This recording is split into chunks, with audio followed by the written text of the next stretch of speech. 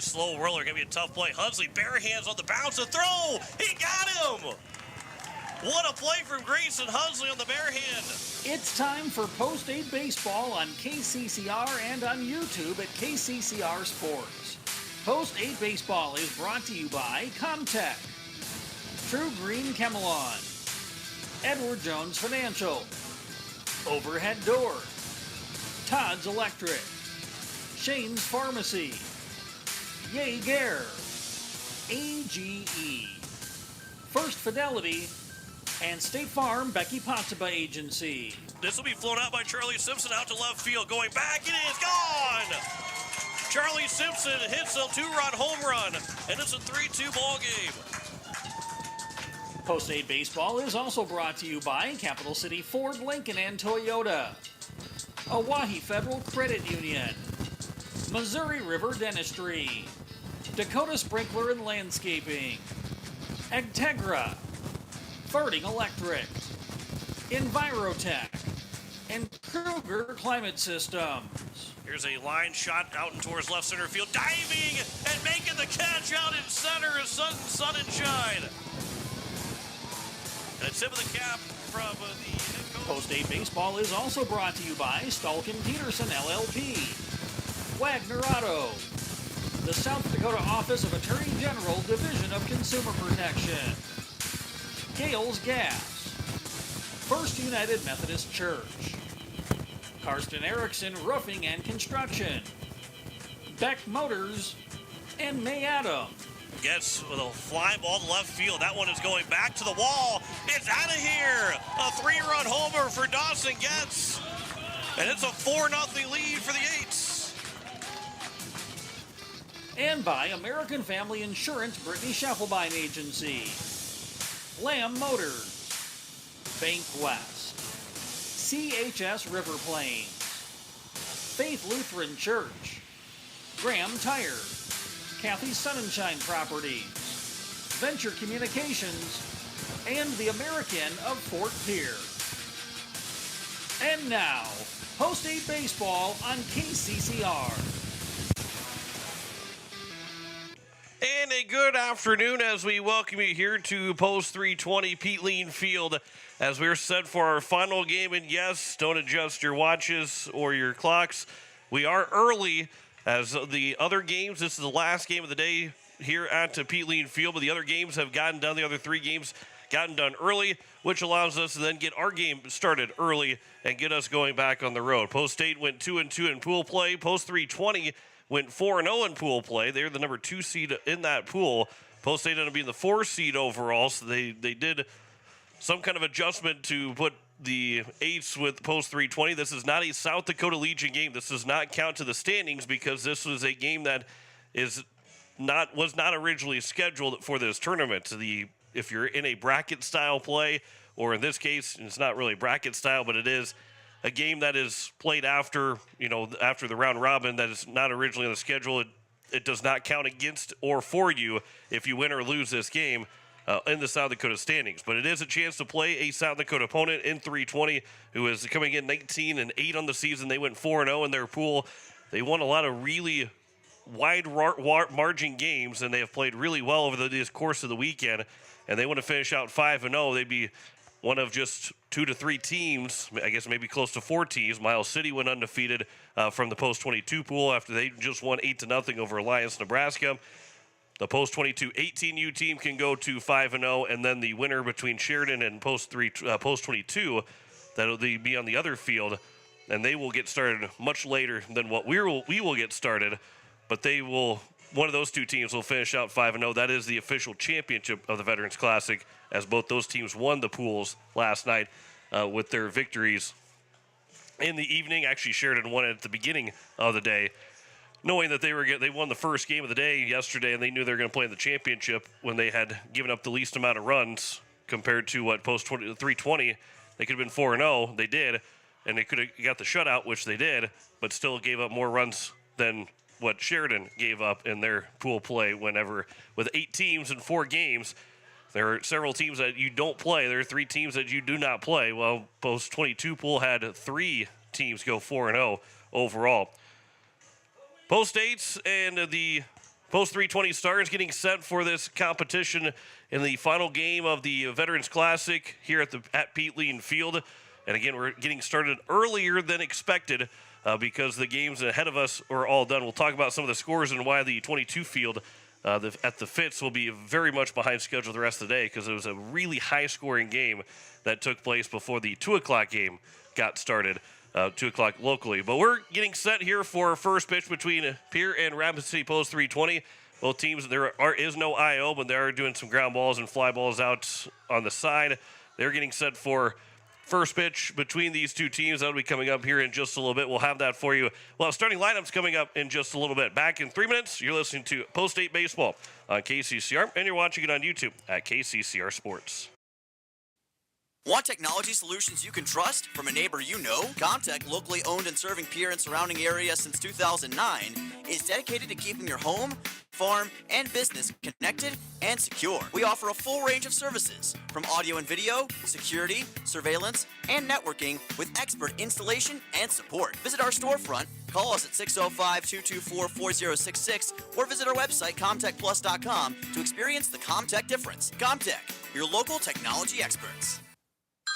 Hey, yo, Speedo's Lawn Care. Hello. Say, my yard's in rough shape. It's got weeds, brown spots, and crabgrass. Yeah, no problemo. What shade of green you need? We got 31 shades of green over here. Even the latest shade of septic tank grass green. That one just naturally gives off a glow.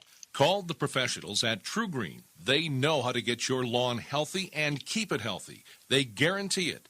All technicians are trained and certified. Call True Green, 224-1916.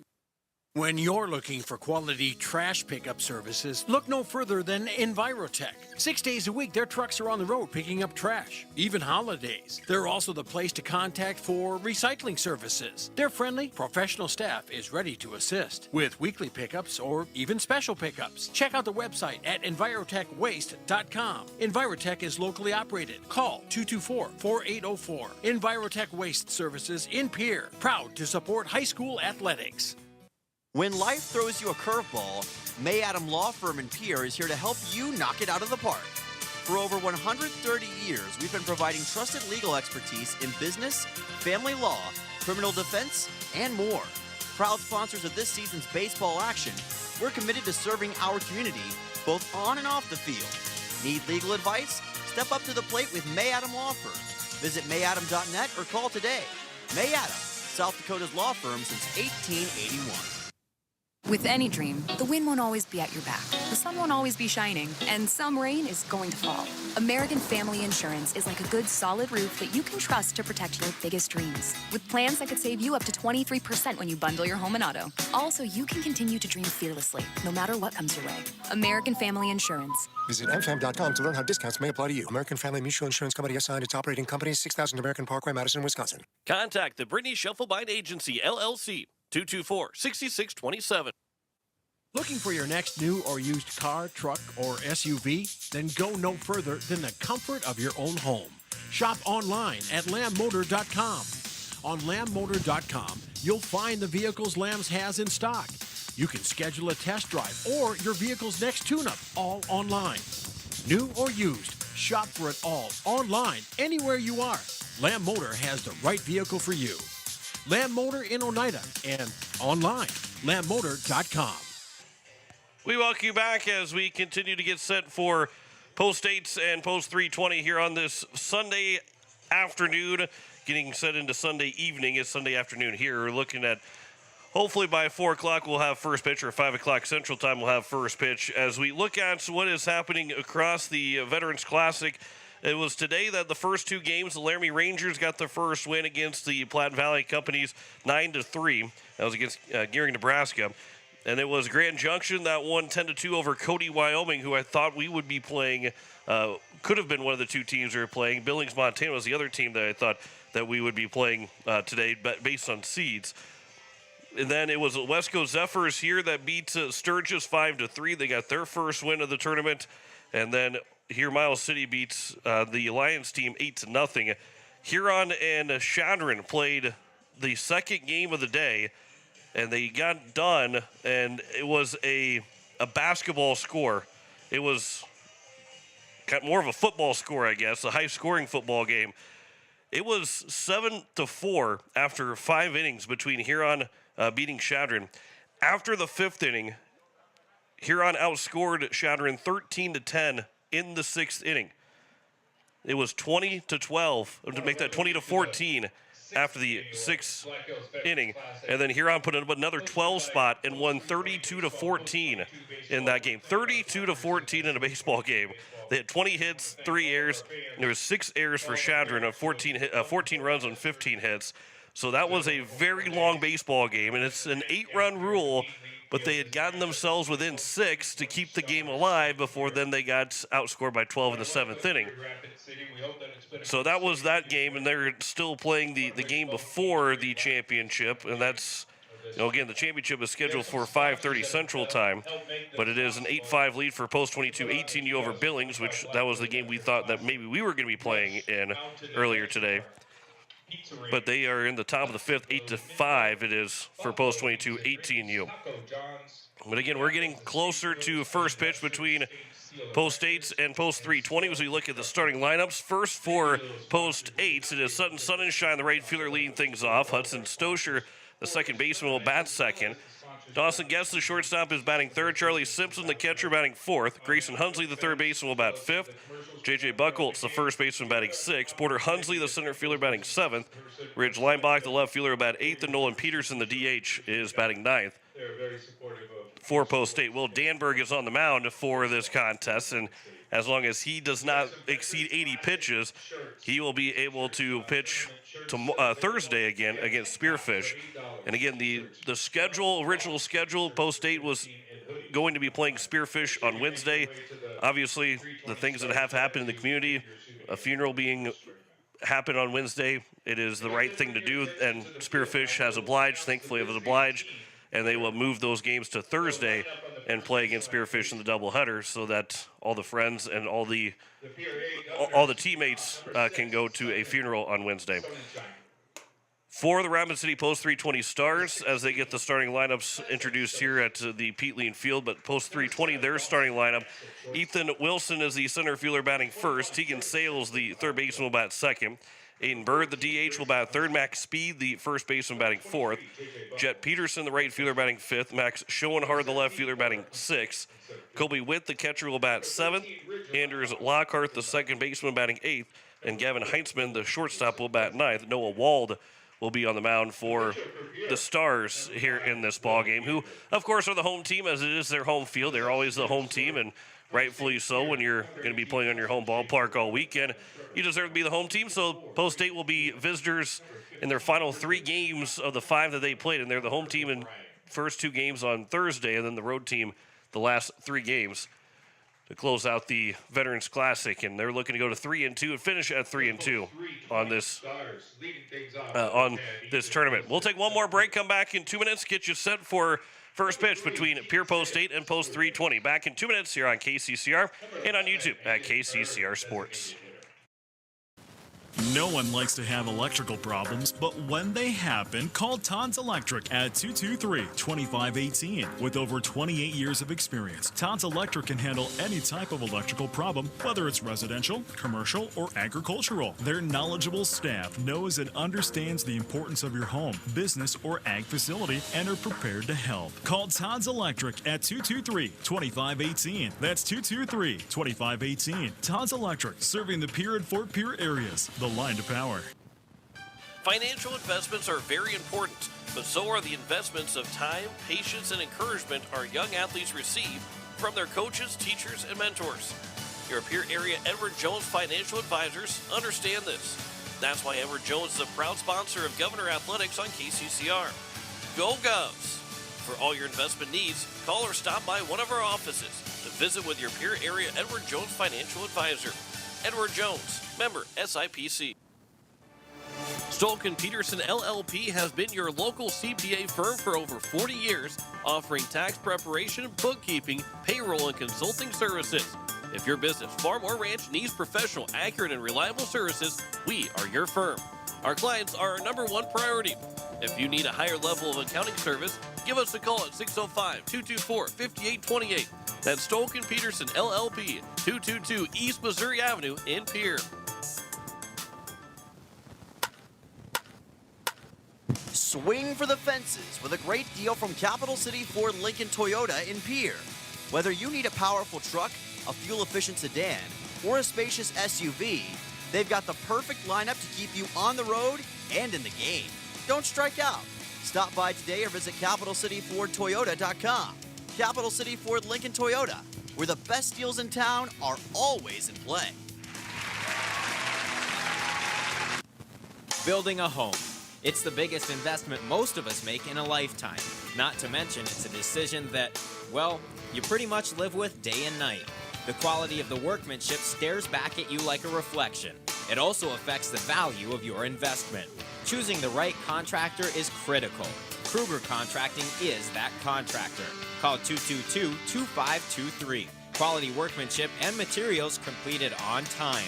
Kruger Contracting. In a word, quality. Call 222-2523.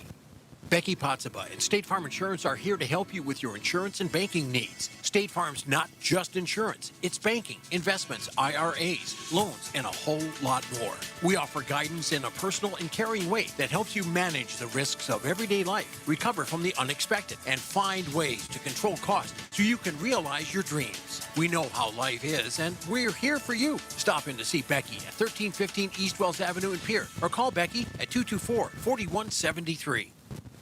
We welcome you back as we are sent for first pitch between Pierre and Post 320 on this Sunday evening as we are listening to KCCR Pierre, a Riverfront broadcasting station. Eliza Mayer at the studios, and we appreciate the flexibility for her to be able to get in about half an hour, a little more than half an hour earlier than expected, and also not knowing when she was supposed to come into work for until 10 o'clock last night Central Time. So we appreciate that she is in the studios for us this evening, and it should be a good ball game. Again, this is a non-South Dakota game because of the way the standings work, the way the schedule work. You cannot play a South Dakota Legion game if it's not originally on the schedule, meaning that any tournament in bracket play or final game, whatever it is, whatever is not originally on that schedule for pool play and all that stuff, if you don't play that, if it's not on there, it does not count for a South Dakota Legion game. So, Post 8 wins, good win. You're now 4-5 or 4-6, and that's all that matters. If you lose, well, you got a chance to go get them twice when it matters the most, when it matters and counts coming up in a couple weeks. So, Sun and Shine will lead us off here in our second or our final ball game of the weekend. As Sun and Shine, the right fielder, so far in this Veterans Classic, 222 batting average. He went 2 for 9 so far in the 3 games that he has played. Did not play yesterday, scored 3 runs so far in this tournament. As we look at the stats for our pitcher, Noah Wald, we don't have the stats. We won't be able to get you the stats for the Post 320 team as they are locked. But we will see that Noah Wald is on the mound for the Stars. They've played 27 games so far in the season, 19-8. And we are set and ready to go for our final game of the Veterans Classic. First pitch swinging. It's going to be a ground ball left side, but that is going to be foul. And a first pitch strike at 4:04 locally, 5:04 Central Time, 26 minutes ahead of schedule. And the final game of the Veterans Classic here at the Pete Lean Field.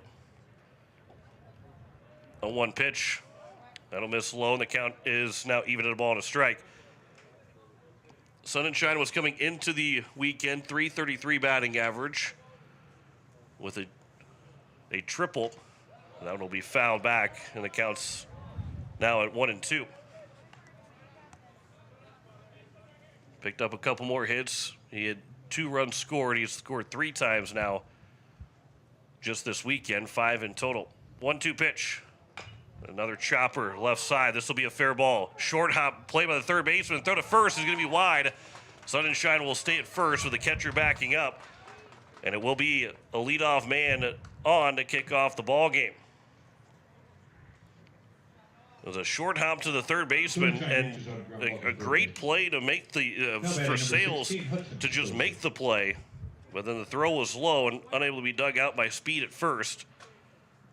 But Colby Witz, the catcher, was able to back it up and not allow Sun and Shine to take second when the ball got away. First pitch swinging. That one's popped up behind second base. It will drop in for a base hit. Sun and Shine stops at second. Hudson Stoscher's 1 for 1 as he wasted no time to get a base hit. A little bloop single for Stoscher, Number 7, Dawson. who had a ground rule double RBI yesterday. Went 1 for 3 with that double, and he's now 1 for 1 here as Dawson Getz will come to the plate.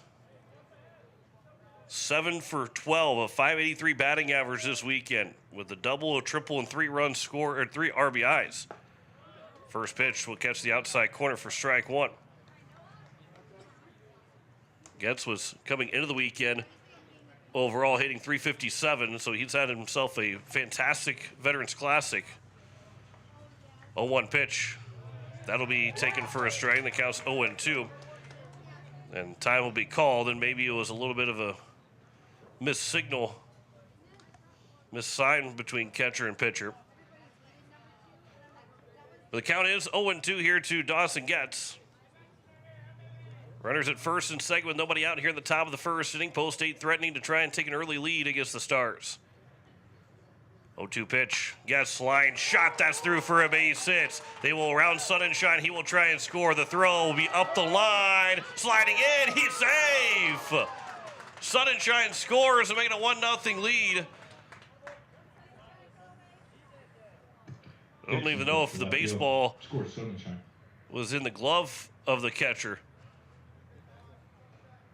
But an RBI single for Dawson Getz on a 2-strike pitch, and Post 8 has got 3 hits in a row. Well, 2 hits along with an error. Back-to-back hits and an RBI. Another RBI for Dawson Getz. Another hit for him this weekend. Somewhat of a collision at home plate that ended up causing Sun and Shine sliding in. It was all inadvertent, trying to dive to make the play. As the first pitch to Charlie Simpson will bounce off the catcher to his left, and everybody will move up 90 feet at second and third here with nobody out. And Post 8 already with a 1-0 lead has a chance to extend it. Simpson with a base hit can easily put a crooked number up and maybe make this a 3-0 game before anybody is recorded with an out.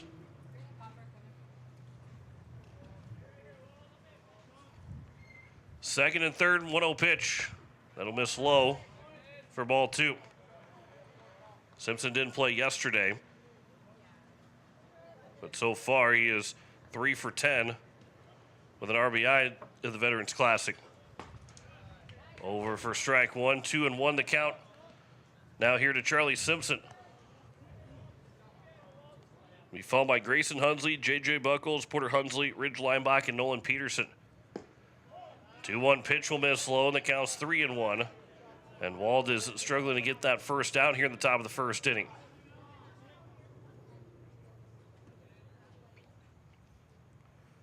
Good hitters count, 3-1 pitch. Simpson grounds it foul over to the third base dugout. Moves the count to full at 3-2. See if the Aids can really bust things open here in the first inning.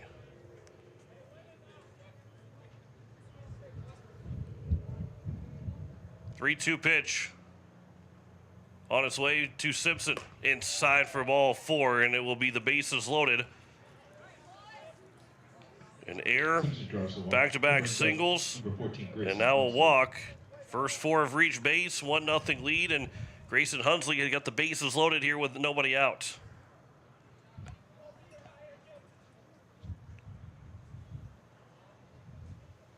First pitch here to Hunsley.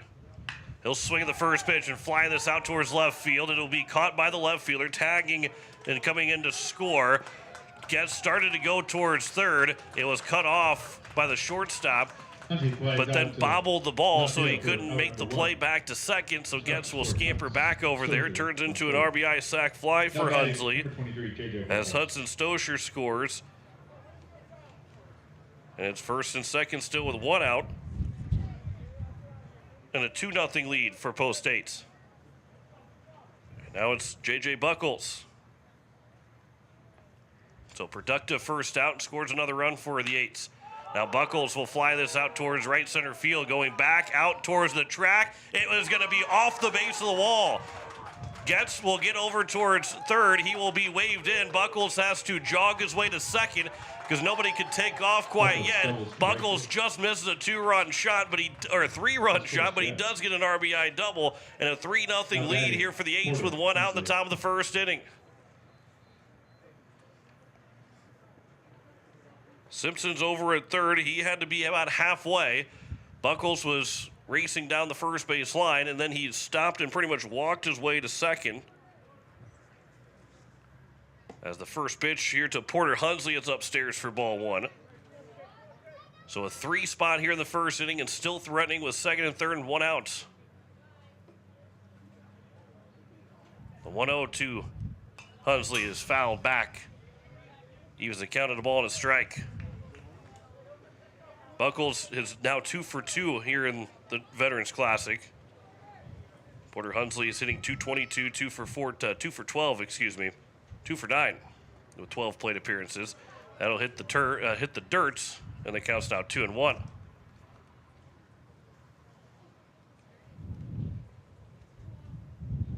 Hunsley with an RBI so far in his 2 hits. Looking for his second RBI, Porter Hunsley, that is. 2-1 pitch. That would be fouled back. 2-2 the count. Rich Leinbach, the left fielder, and then Nolan Peterson.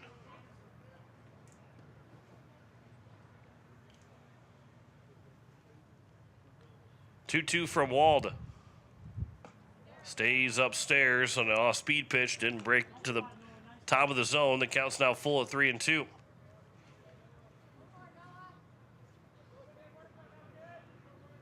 From the windup, he'll deliver the 3-2 pitch. Swing and a miss, and a strikeout of Porter Hunsley. There's now 2 down. And it will bring up Rich Leinbach to try and extend the lead. This is number 8 man in the batting order to come to the plate here for post 8. And Rich Leinbach's trying to make this at least a 4-5-0 advantage here for the Eights.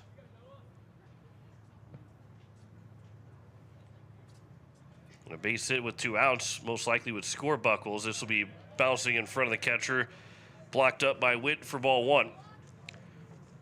It is Max Schoenhardt in left, Ethan Wilson in center, and Jet Peterson in right. Tegan Sales at third.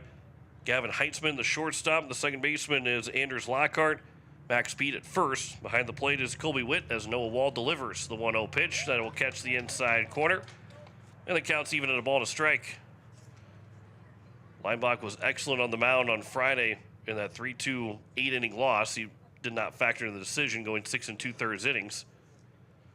1-1 is ripped out towards right field. That will be slicing and down for a base hit, and 2 runs will score. Go all the way out to the wall. Leinbach is rounding second. He's going to try for a triple. The throw will be not in time. It's a stand-up 2-out triple for Rich Leinbach to make it a 5-0 lead for the Eights here at the top of the first inning. Another triple added on to this total for the Eights.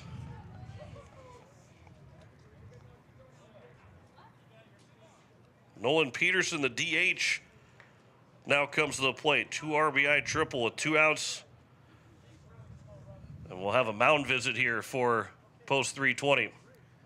5 runs on 4 hits, along with a walk and an error.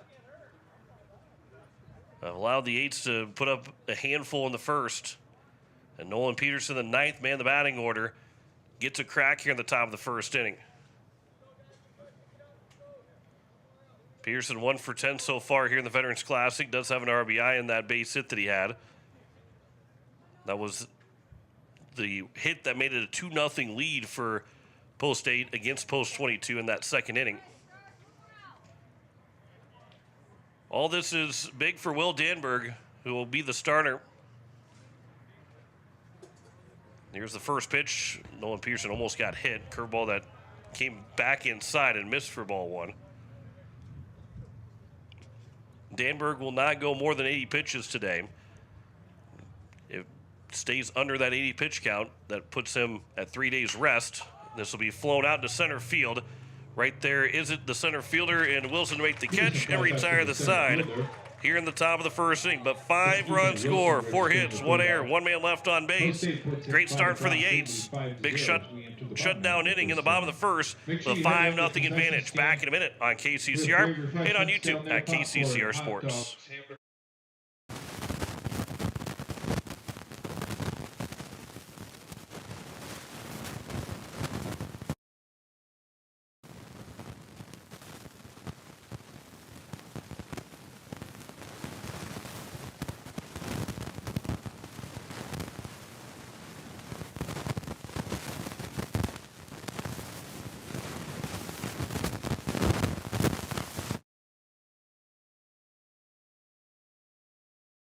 Is it the competition that keeps bringing you back? The long-standing rivalries? Or is it seeing friends again and cheering on your favorite team? At First Dakota, we're here for it all. We appreciate the fans, the players, the coaches and officials, the concessions crew. The shared community experience is part of what makes life here great, and we're here for it. See you at the game. First Dakota National Bank, member FDIC. For over 60 years, Birding Electric has been powering homes and businesses across central South Dakota. When you need reliable electrical service, trust the experts with decades of experience. Whether it's a simple residential repair, a complex commercial installation, or even electrical work on your farm, Birding Electric has you covered. And if you're tired of searching everywhere for that hard-to-find bulb, Birding Electric carries a wide selection of bulbs, including those hard-to-find fluorescent and specialty options. Visit us at 2903 East Elizabeth Street or call today, 605-224-8684. We welcome you back. It is the bottom of the first and a 5-0 lead of the American Family Insurance. Brittany Shufflebein scoreboard for this post-8 team as Will Danberg will be on the mound. And Danberg, who has thrown the most innings so far in his 2 starts, 12 and a third innings in his 2 starts. He is 1-0 so far. He's given up 13 hits, 6 runs, only 3 of them earned, 4 walks, 6 strikeouts with 1 man that he's hit. An ERA at 1.70, a whip at 1.38.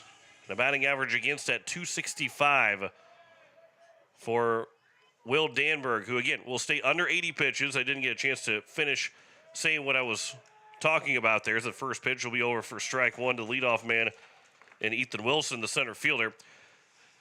But for Danberg, he stays under 80 pitches. He gets a chance then that he will be able to pitch again on Thursday whenever Spearfish, we go to Spearfish for that doubleheader.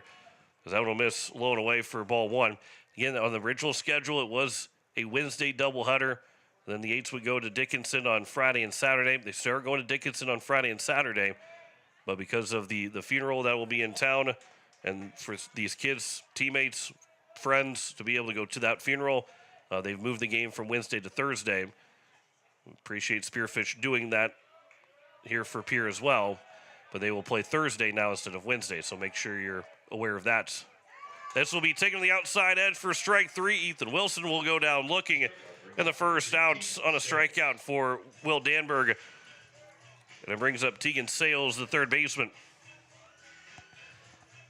This is the post 320 team that's, again, 19-8. We're going to see later on in the season in a doubleheader at Hyde Stadium. So while you want to have a good game here, as this will be ripped into left field for a base hit, line shot between the hole on the left side. Base hit for Tegan Sales, and it's a 1 on and 1 out here in the bottom of the first inning for Aiden Bird, who is the DH. The lefty will dig in. This is a kind of a tune-up game. You know, maybe Danberg is seen again by this post 320 team. You know, you could go Lineback and Buckles. There could be a lot of combinations. Danberg might pitch a game later or a game before that wouldn't allow him to pitch against 320 the next time you see him. But an opportunity to try and finish off this Veterans Classic with a win, and one of your top 3 guys on the mound, as Lineback, Danberg, and Buckles have kind of shown that they're going to be your 3 dudes on the mound, as this will be missing high, and the count's now 2-0. Danberg really worked his way into doing that during the spring season. Wouldn't say that I was shocked. Wouldn't say that I wasn't not shocked that he threw so well, because he knew he was able to do something like that, but he was not really expecting that he'd be one of those top guys. Obviously, he did, and he worked his way to be one of the top two, really, one of the two starters in the playoffs for Post State when the spring season came to an end, or for the Pierre Governors when the spring season came to an end. Here's a 3-0 pitch now from Danberg. It'll be a wide shot, 3-0 green light, and it's a base hit into right field. It will go all the way out to the wall, and rounding third, they're going to try and send that leadoff man home. The throw will come to second. It'll be a RBI double to make it a 5-1 ball game. Hit to right field for a double. That's enough to score Tegan Sales. So Sales will score on the Bird double. Stepping in and it's now, a 5-1 lead. As Max Speed to the plate. This team can hit, and we're going to see a lot of swings from both these squads. Already 2 hits on the first 3 guys that have come to the plate. Post State's got 4 hits in the first inning.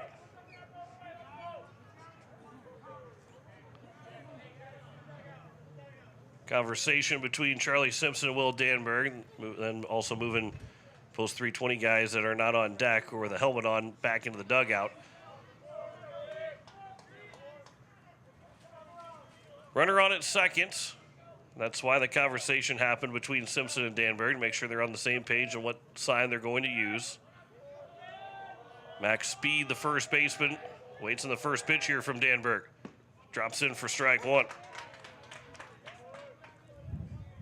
Both teams in their white uniforms. The difference are the green hats for Post State, along with the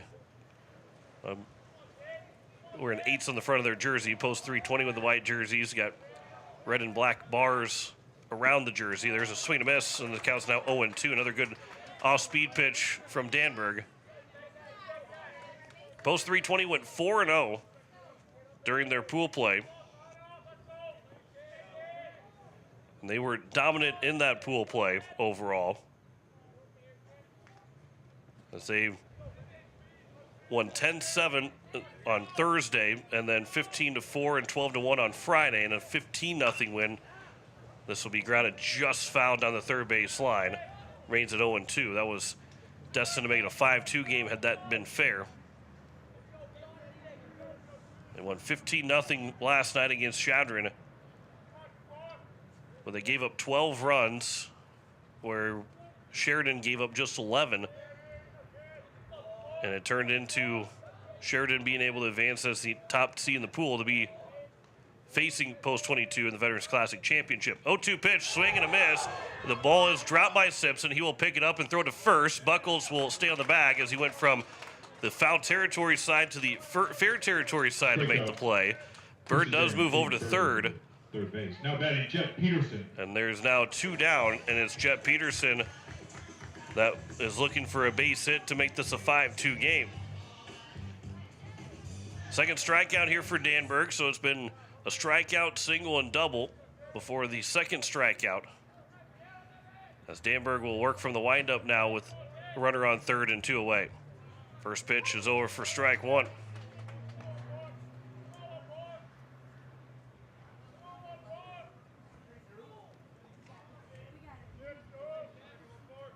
It's a windy afternoon and evening here at Rapid City. This will be missing inside. Counts 1-1.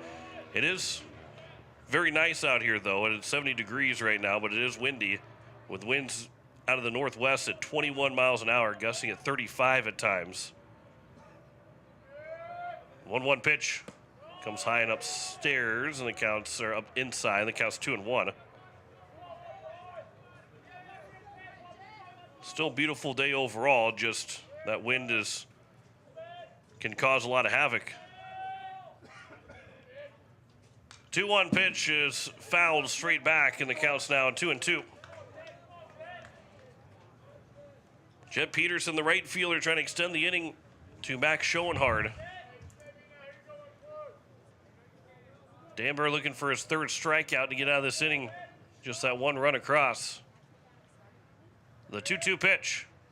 Swing and a miss, and it will be 3 strikeouts for Danberg. Bottom half of the first inning. 1 run on 2 hits. There are no errors and a man left on base. We head to the top of the second. It is a 5-1 lead for Post 8's over Post 320. Back in a minute, you're listening to Post 8 Baseball on KCCR, and you're watching it on YouTube at KCCR Sports. Venture Communications has deep roots in rural South Dakota. Venture now proudly provides fiber to the home with 100% of our customers, enabling them to enjoy super fast and reliable internet connections. We'd like the opportunity to keep you in touch with the people and resources that matter most. 100% fiber and 100% committed to rural South Dakota. Call Venture Communications today at 605-852-2224, 605-852-2224, or online at venturecom.net. At Shane's Pharmacy, your health care is important, and Shane wants to be the pharmacist to take care of you. Shane's Pharmacy will make sure your prescriptions are filled in a timely manner, they will answer your questions, and they will even deliver to your home or office. Call 223-9200. Shane's Pharmacy, the pharmacy you know and trust. The number again is 223-9200. Shane's Pharmacy in Fort Pierre, proud to support high school athletics.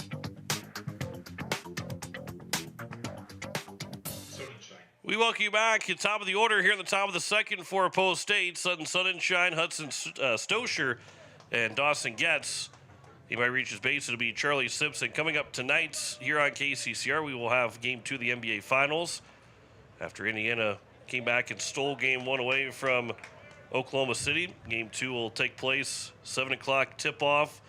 Coverage is scheduled to start at 6 o'clock, but probably won't be having coverage at 6 o'clock. There's a swing and a miss by Sunshine. The count's now 0-2. With the fact that as a hat is being chased towards second base from Noah Wald. But we're only about half an hour away from that being the case. That we're getting to 6 o'clock. So we'll pick up coverage after we're done with this game. And hopefully we'll be able to get you there before tip-off for Indiana and OKC.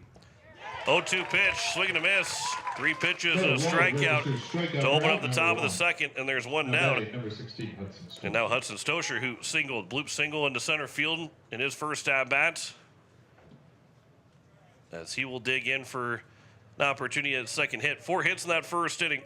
Stosher, Getz, Buckles, and Leimbach. Stosher and Getz with the singles.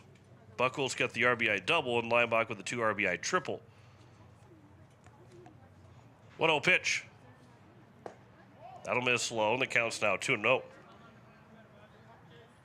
Tomorrow night on KCCR, we'll have the Stanley Cup Final, Game 3. We were able to hear the end of Game 2 after our game Friday night, as both games have been overtime games, with Edmonton win the first game, Florida winning game number 2. 2-1 pitch here to Stosher. This one's fouled at the plate. And the count is now 2 balls and 2 strikes. Our next Post 8 broadcast will be Thursday. I believe it is a 3 o'clock Central Time start for that doubleheader. They maybe move the time, could possibly move the time. We'll have to verify that, as this one has flown out to center field, and it's continued to be pushed back towards the center fielder Wilson, who stopped and almost leapt to make the catch. But before he had to jump, he does make the catch, and there's now 2 down here at the top of the second, and it brings up Dawson Getz. Getz singled home Sunshine, making a 1-0 ball game for Grayson Huntley on an RBI sac fly. Time will be called by Getz. And again, the wind is blowing out of the northwest, but it's out towards right center field. It is 370 in dead center, but 415 out in left center. Getz will pop this one up. That one might come back into play. That will stay foul. Had enough to get behind home plate and out of play. 350 down the right field line, 325 down the left field line. The advertisement here at Pete Lean Field doesn't tell you what it is in the gap out in right center field. Here's a chopper over the left side. High chopper for the third baseman to field. The throw from Sales is on time to speed. And it is a 1-2-3 inning for Noah Wald after giving up 4 or 5 runs in the first inning on 4 hits. He gets a 1-2-3 inning here in the second. And it is a 5-1 advantage for Post State as we head to the bottom of the second. Back in a minute. You're listening to Post State Baseball on KCCR. You're watching it on YouTube at KCCR Sports. Yag Air Incorporated is your locally owned ag chemical and seed retailer. Yag Air Incorporated offers reliable ground and aerial application. For the latest seed and chemical pricing, contact Kyle at 605-280-8710 or Tony at 605-280-4771. Yag Air for all your ag chemical and seed needs. Kyle 605-280-8710 or Tony 605-280-4771. You just got a quote from a company and are now being billed for not choosing them. Many contracts have what's referred to as a contingency agreement. These typically state that if you don't go with them, you, after insurance has approved the repair work, will be charged a percentage of the job they quoted. Ask up front if they charge to provide an estimate. Never sign anything that you haven't fully read or understand. If you have any questions, reach out to the South Dakota Office of Attorney General's Consumer Protection Division at 800-300-1986. It is the bottom of the second in a 5-1 lead of the American Family Insurance Brittany Shufflebine scoreboard. 6-7-8, Max Schoenhardt, Colby Witz, and Anders Lockhart. Anybody reaches base, Gavin Heitzman, the number 9 man, will come to the plates. 1 run on 2 hits in that first inning for the post 320 Stars, as Will Danberg was able to get 3 strikeouts in the inning. After the first strikeout, had a single and a double, and then struck out the next 2 guys in order. First pitch, this will be grounded over to the right side. Hudson Stosher will make the play. His throw to first will be in time, and the leadoff man is retired to kick off the bottom of the second inning. And now it's the catcher, Colby Witz. Get the scoreboard up there for you. We had the American Family Insurance logo for you, but we didn't have the scoreboard. Here's Colby Witz, the catcher. First pitch for you is at the bottom of the zone for strike 1. Good pitch there from Danberg. That's a sweeping curve that catches the corner that's going to be really hard to do anything with without, you have to go the other way with a pitch like that. 0-1 pitch. That one will be a fastball painting the corner again, and Witt also not happy that that pitch was called a strike, and the count's 0-2. And Danberg can go anywhere in the zone. You go inside now and maybe catch something on the inside edge. 0-2 pitch. Trying to go one more time out to that outside corner. It bounced in. Witt was not offering, and the count's now 1-2.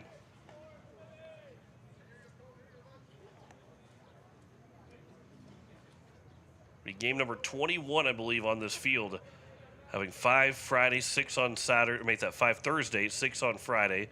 Another 5 Saturday and 5 today. Here's a line shot to center field. That will one-hop in front of the center fielder, Porter Hunsley. And Witz will get a one-out single. 3rd hit of the day for post 320. Number 13, Anders Lockhart, the second baseman. And here's Anders Lockhart, the second baseman. 1 on and 1 out. By the looks of what 320 has shown us, and obviously we're only an inning and a third in, but they're going to be a swinging team that will get a lot of base hits, which will make this game pretty fun to see. A lot of contact be made, although they did strike out 3 times in that first inning. First pitch will take strike 1. Backing away a little bit was Lockhart, but it did catch the edge.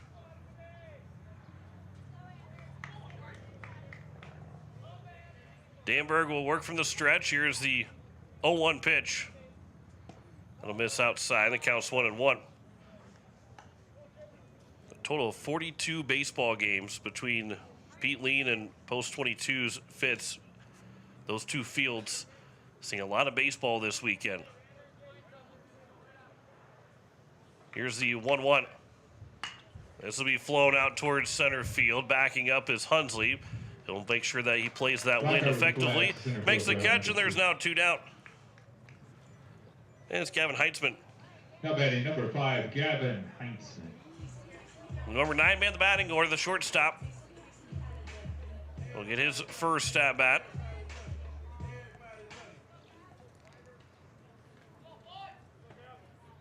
As he digs in and waits on Will Danberg's first pitch of the at bat. He'll come set and deliver. That'll miss outside for ball one.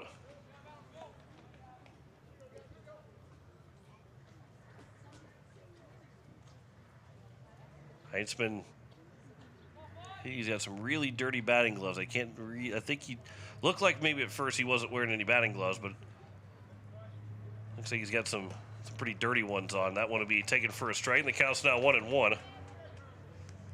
2 outs here in the bottom of the second. 1 out single for Colby Witt as he remains at first base.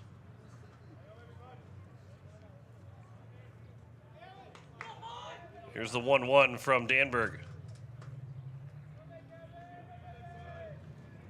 Missing inside, counts now 2-1. We were here last year for a doubleheader between Pierre and Post 320.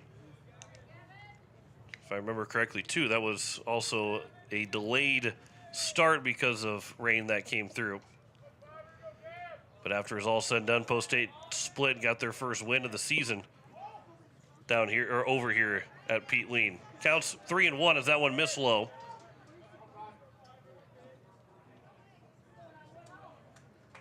Good hitters count here for the number 9 man, but on deck is Ethan Wilson, the top of the order for Post 320. 3-1. This will be chopped in front of the plate. Tough play. Grayson Hunsley will field. His throw to first is low, and it will be off the glove of Buckles and over to third base. We'll end up going for Witts. It'll be the first error of the ball game for Post 8's. First and third now with 2 away. And Ethan Wilson has a chance to cut into this lead. Both errors have been by the third baseman, 1 on each side. We'll see if maybe Charlie Simpson will try and throw out Heitzman if he's going to try and steal with 2 outs.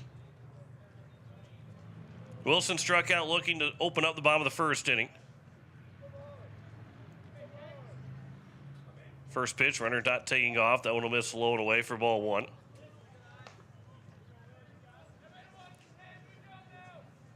Post 8 with 5 runs in that first. 320 answered with a run in the bottom of the first inning. But can score at least a run here with a base hit in the bottom of the second. That's over for a strike. Counts 1-1. Post 8 went 1-2-3 in that top of the second. So Waldo saw all 9 men come to the plate in the first, settled into having a good second. Here's the 1-1 now from Danberg. That'll miss inside. Counts 2-1 here to Wilson.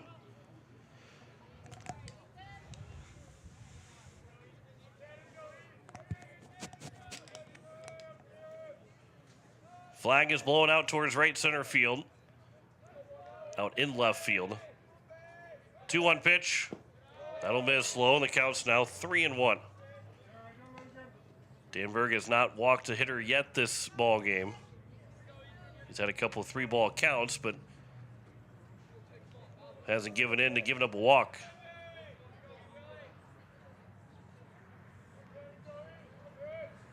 Here's now the 3-2 or 3-1. Ground ball left side. That will be short hop by Hunsley. His throw to first will be on time this time, and that will retire the side. Good play there from Hunsley, especially after the 2-out error. Able to come back with a nice play to finish out the inning. No runs, 1 hit, 1 error, and 2 men left on base. 2 complete here at the Pete Lean Field. A 5-1 lead for Post 8 over Post 320. Back in a minute on KCCR and on YouTube at KCCR Sports. Customers here in Beck Motor Company is stepping up to the plate. As a proud supporter of Legion Baseball, we're hitting it out of the park with unbeatable deals on the Chevy and Cadillac vehicles. Whether you're looking for the power of a Chevy Silverado or the luxury of a Cadillac Escalade, Beck Motor Company has the perfect ride for you. So swing by today. Take your game and your drive to the next level. Beck Motor Company, your local Chevy and Cadillac dealer. Proud to support our youth and ready to put you behind the wheel of your dream vehicle. www.beck-motors.com. 605-224-5912. Walking together in faith, living together in faith, working together in faith, that's who we are. Hi, this is Pastor Sam Hanschke. I hope that our athletes have an excellent and successful season. I pray that God would continue to richly bless them. I invite you to join me in praying for our athletes during the year. We're Faith Lutheran and we are glad you're here. Top of the third, and it is a 5-1 lead in American Family Insurance. Brittany Shufflebein scoreboard. 4, 5, and 6 for the Yates. Charlie Simpson, Grayson Hunsley, J.J. Buchholz. If anybody reaches base, Porter Hunsley will get a chance to swing the bat here in the top of the third. With the Yates leading by 4 on that 5 runs, 4 hits, 1 error for them. 1 run, 3 hits, and an error for post 320. As Noah Wald, who just really tried to settle into the ball game. As we get set for the top of the third, Simpson is 0 for 0. He drew a walk. As the first pitch swinging, that's going to be a base hit into left field. Simpson's now 1 for 1. Fifth hit of the ball game. Fifth hit of the ball game for post 8. And it brings up Grayson Hunsley. Hunsley sac fly RBI in his first plate appearance.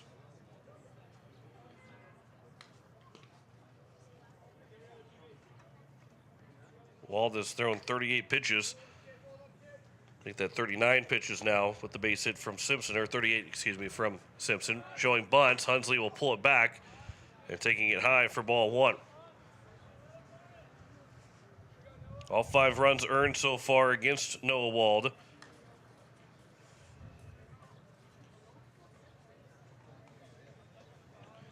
Other than the Sun and Shine run, so for the 5 runs earned. This will be bunted in front of the plate. Hunsley had to miss it to make sure he didn't get out on the play. Sacrifice is complete 2-3 as the catcher in Witt was able to make the play, and there's now 1 away.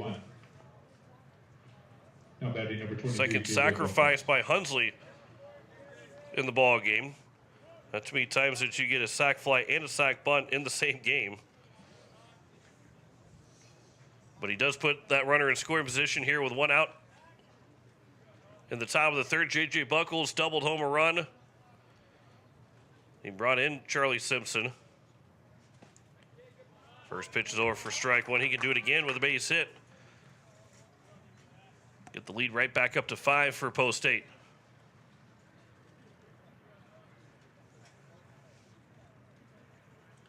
Wald will come set from the stretch. Here is the 0-1 pitch. Missing low and inside. Evens the count. At a ball and a strike.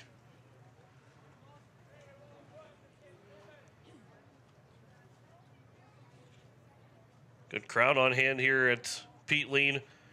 The final game of the Veterans Classic. Curveball that will drop in for a strike. Count goes now 1-2.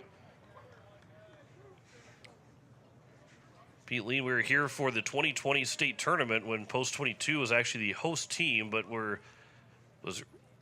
got demolished the stadium and started renovating the Fitz, and they ended up playing the state tournament, the 4-team state tournament here at Pete Lean that weekend. That'll miss inside. The count's now 2-2. The Yates were one of those 4 teams and ended up in 3rd place. Renner was 4th. Pierre was 3rd. Brandon Valley was 2nd. Here's a line shot. That's a base hit for J.J. Buchholz. He's 2 for 2. Rounding third will be Simpson. He's going to try and score. There will be no throw. And another RBI for J.J. Buchholz. He's 3 for 3 this weekend with 3 runs driven in and a 6-1 lead for the Yates. Single to center field. Buchholz, who struggled throughout the spring and the summer, the first part of the summer, to get base hits when he got a chance to hit, and he's come through clutch this weekend with now 3 hits. He's 3 for 3. He only had 1 at-bat yesterday. Or maybe it was the day before when they had the RBI, but either way, he got the RBI but had to be removed from the game as a DH whenever they made a pitching substitution. Here's the 1-0 pitch. That'll miss low to Porter Hunsley. The count's now 2-0.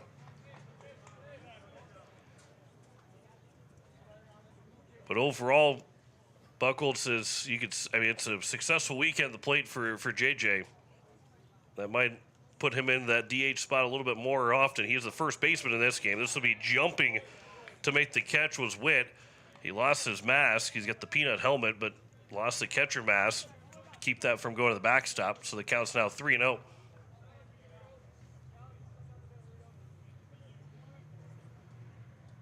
Pitch. Missing for ball 4, a 4-pitch walk, and another mound visit upcoming.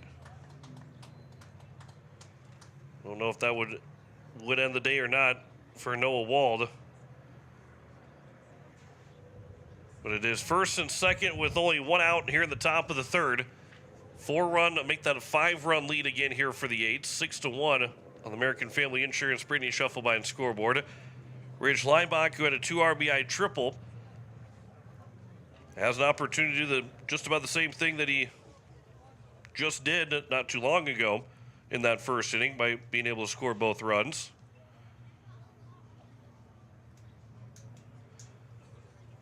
If he can find a gap again somewhere, he perfectly placed it on the right field line. It sliced its way, landed fair, and rolled all the way out of the foul pole, the 350 sign. And Leinbach was standing on at third with that 2 RBI triple to make it a 5-0 lead at the time.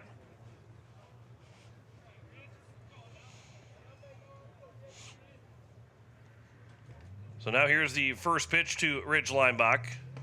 That'll be on the outside corner for a strike.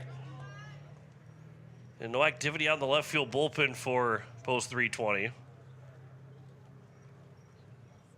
Maybe makes you believe that there would be somebody in the game that will come in. Here's a ground ball, tagging the runner on at third. The throw to first will be in time for an inning-ending double play. Nice play by Sales. Sales tagged Simpson, Buckles, who was running to third.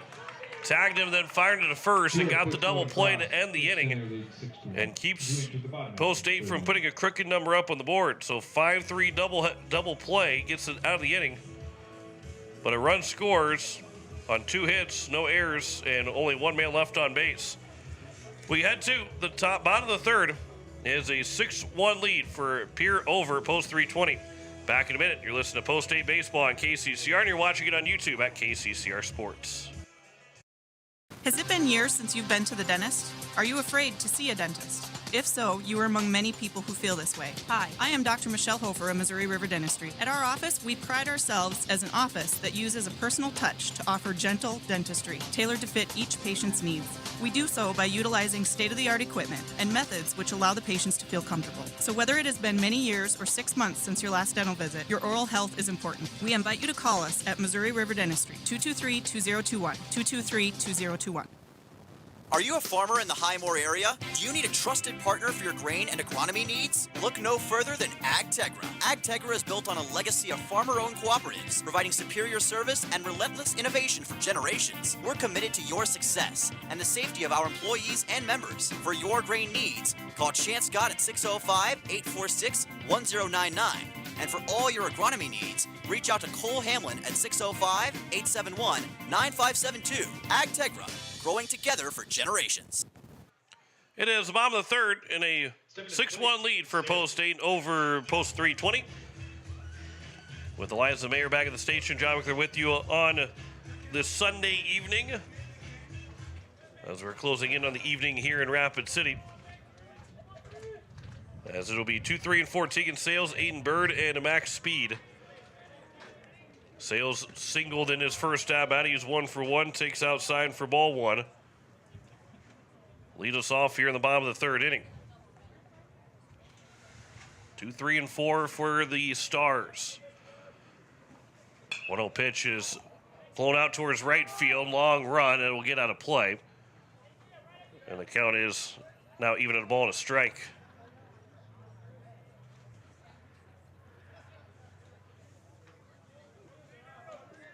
Six runs on 6 hits here for the Eights. 1 run on 3 hits for Post 320. 1-1 pitch from Danberg. Flown out of play again on the right side. The count is now at 1-2.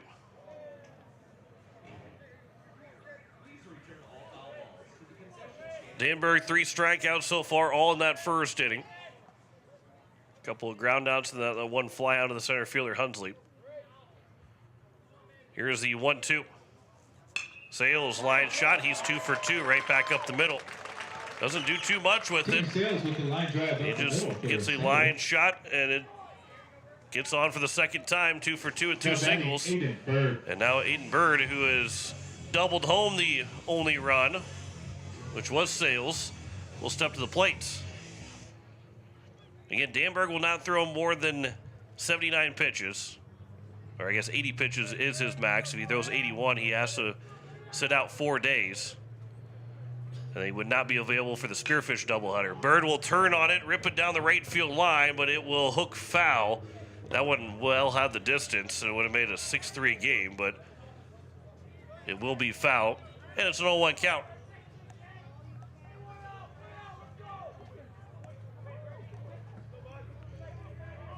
Bird doubled into the gap in right center field in his first at bat. Looking to turn on something again here. Here's the 0-1 pitch. He'll line this out towards left center field. That's going to get down as Hunsley will have to cut it off out left center field. It will be a single as a throw will come in. To third will go Sales, and his first and third with nobody out. And it's now max speed. So danger here in the third inning for Danberg. This middle of the order, at least Sales and Bird, they're 4 for 4 with 3 singles and a double so far. Max Speed is 0 for 1. He struck out swinging in his first at-bat. And we'll see what the Eights want to do with runners at first and third. Here's the first pitch. Runner not moving. That pitch is upstairs for ball 1.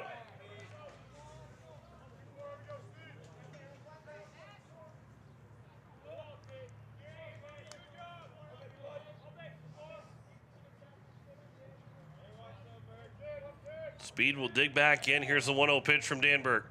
That one's chopped foul down the third base line, and it's now a 1-1 count. Eights will trade 2 outs, or trade a run for 2 outs up the middle. If you're Hunsley over at third, Buckles maybe somewhat at first. You're going to look that runner back to third base before maybe making that toss. I guess really still would try to turn 2. This will get to the backstop, though, off the glove of Simpson. And a run will come in to score to make it a 6-2 ball game. Keegan Sales scores on the pass ball. And so now it's a runner on at second for Bird. And it's a 6-2 ball game.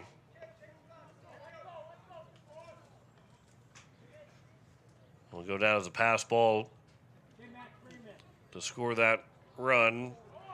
And so with the Eights who scored 1 in the top of the third, that's erased by the run score now here with nobody out in the bottom of the third.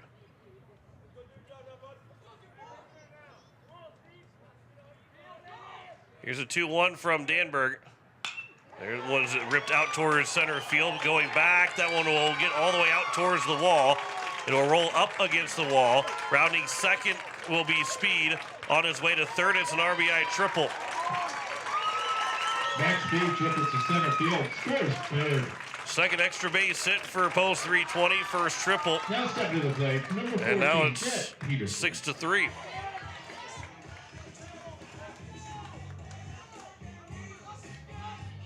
Still nobody out here in the bottom of the third inning.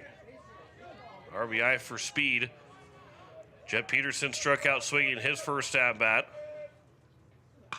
And this will be flown out towards shallow left center field. Long run is going to drop in for a base hit. Sonnenschein was able to make that line block, was able to get a glove on it. Kicked it over towards second base. But it drives in another run. And it's now a 6-4 game with the RBI. 3 straight hits make that 4 straight hits to open up this third inning. And 3 runs have already scored. Now a 2-run ball game here in the bottom of the third inning. First pitch now to Schoenhardt. Runner takes off. It's a pitch in the dirt. And easily stealing second will be Peterson.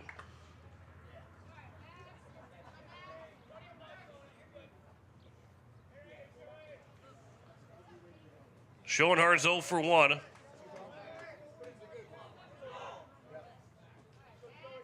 He grounded out to the second baseman, Hudson Stosher, to lead off the bottom of the second inning. 1-0 is over. First strike counts even at a ball and a strike. Now tying runs up to the plate here in the bottom of the third inning. Then A 5-run advantage after the top of the first and the top of the third. Still a 4-run lead after the first inning. Now it's dwindled down to just 2. 1-1 pitch is outside, and the count is now at 2 balls and a strike. Here to Schoenhardt.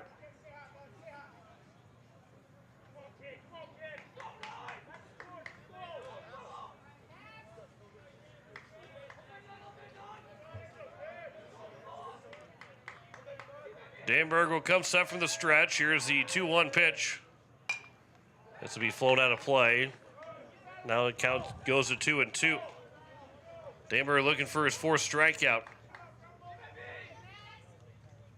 No activity on the right field bullpen so far for Post 8.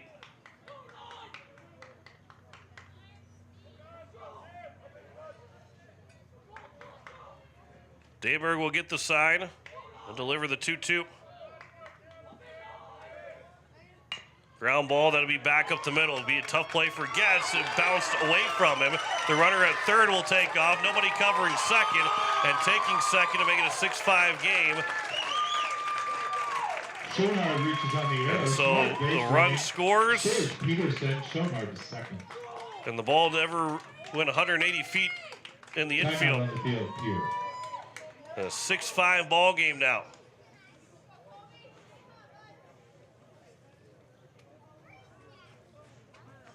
They're going to call it an error on Getz. And then it turns into more of a mental error for the Eights, not having anybody at second base. They're trying to go get the ball, but allowed another runner to get to second. Nobody covering the base, and Coach River Iverson has made his way out to talk with both Danberg and Simpson.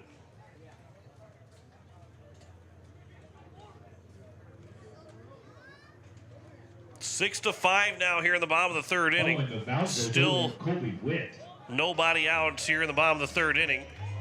Colby Witts, the 6th man to come to the plate, already here in this third inning, has a chance to tie the game up. Double digits is probably going to what it's going to be to try and win the ball game. 6 to 5 here in the bottom of the third. First pitch swinging, ground ball left side. Getz will field. He'll throw to first. That'll be the first out here in the bottom of the third inning, but that tying run moves over to third base. And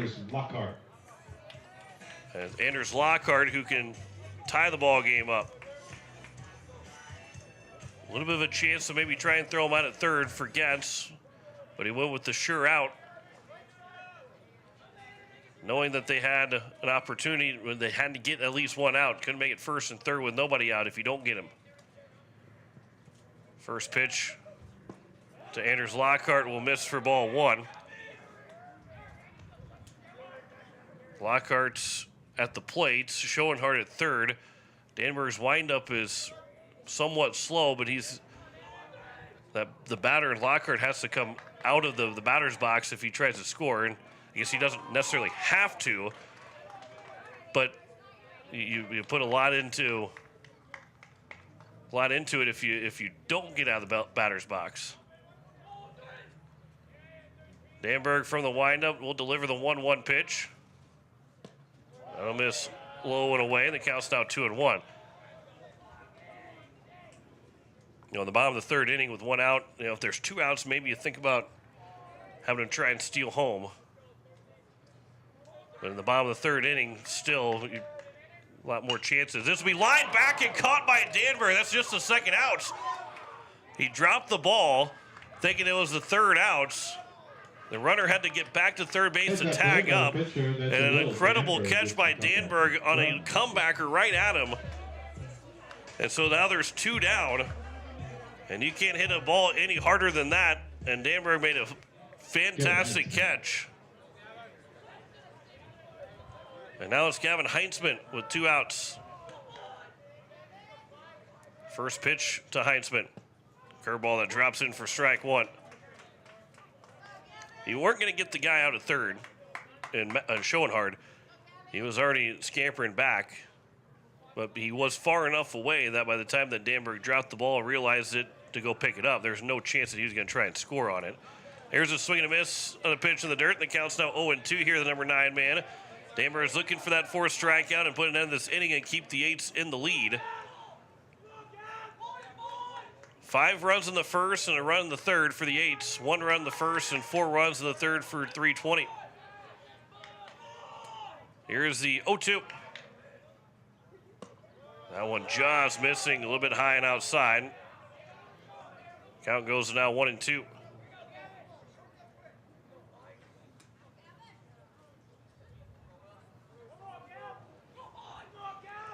Heisman reached on an error in his first trip to the plate. 1-2 pitch. Bouncing, will get to the backstop, and that will tie the ball game up. Scores on the wild pitch. And so after it was a 5-0 lead for the Eights in the top of the first inning, and a 6-1 lead going here to the bottom of the third, it's been all erased. And it's back to square one, 6-6, as you're listening to KCCR Pierre Riverfront Broadcasting Station. Just past 6 o'clock. Back in Pierre in the capital city. Here's a 2-2 now to Heinzman with nobody on base. That is upstairs. And it's now a full count.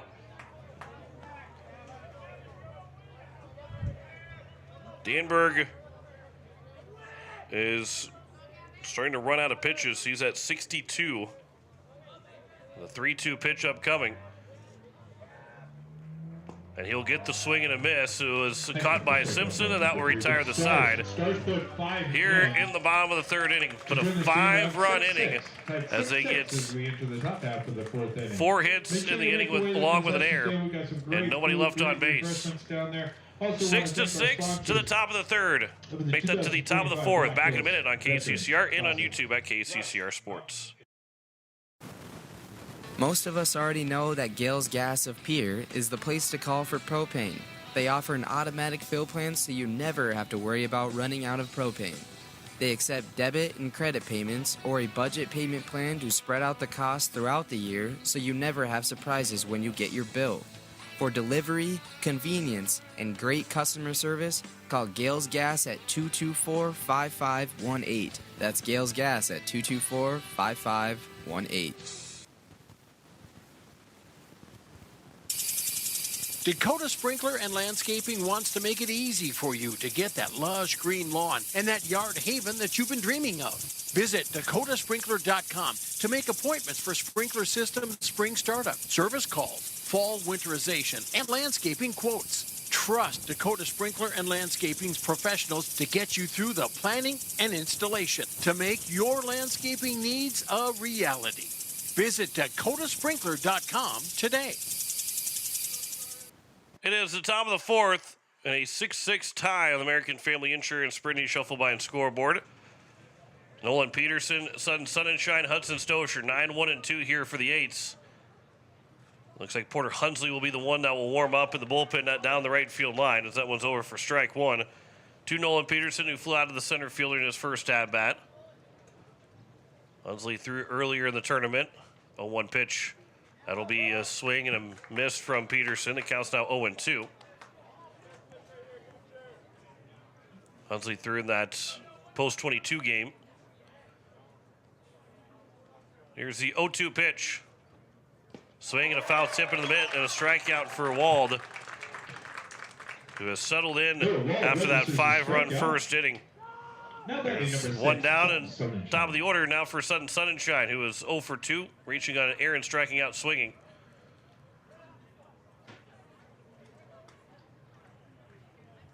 Here's the first pitch from Wald. That'll bounce in for ball one. And Danberg had thrown at 63 pitches through 3 innings. Again, he's not going to go more than 80. So 17 pitches to work. Do you say maybe Danberg's got a chance to get through 4 complete, as that'll miss for a ball and the count's 2-0? Or do you give Porter Hunsley a chance to come in with a clean inning? You know for sure he's coming in with nobody on base, and not worry about Danberg throwing in the 4th inning at all, as the count's 2-1. With Hunsley warming up, doesn't necessarily mean that he will be coming into the ball game right away. Obviously, as a center fielder, he's not going to be able to warm up in the bottom half of the inning. It's now a 3-1 count here to Sutton Sunshine. And his spot was due up 8th this inning anyway, so he got a chance to really get loose out in the bullpen. 3-1 pitch. Ground ball on the left side. It'll be fielded by the shortstop. Just staying down on it was Heinzman. He'll throw to first to retire Sunshine. Heinzman to speed for out number 2. It did not take a hop that maybe Heinzman was thinking was going to, but he did stay with it. And so now it's Hudson Stosher who's 1 for 2 with a single with 2 outs and nobody on base. It'll be the top of the order due up in the bottom of the 4th for the Stars as the first pitch drops in for strike 1. As Stosher looks for his 3rd hit here at the Veterans Classic. A 1 pitch will miss outside. The count's now 1-1.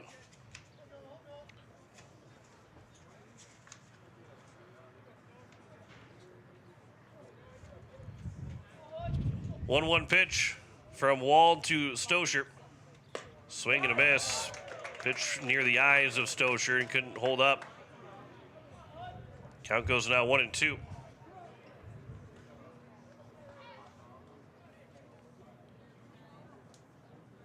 1-2 pitch. That'll stay upstairs. Missing inside. Evens the count at 2 balls and 2 strikes here to Stosher. As Wald is looking for his second 1-2-3 inning. Gave up 5 in the first, 1 in the third. If he gets Stosher here, he'd have 2 1-2-3 innings, while also giving up 6 runs through 4 innings. This will be popped up on the right side. Backing up the second baseman.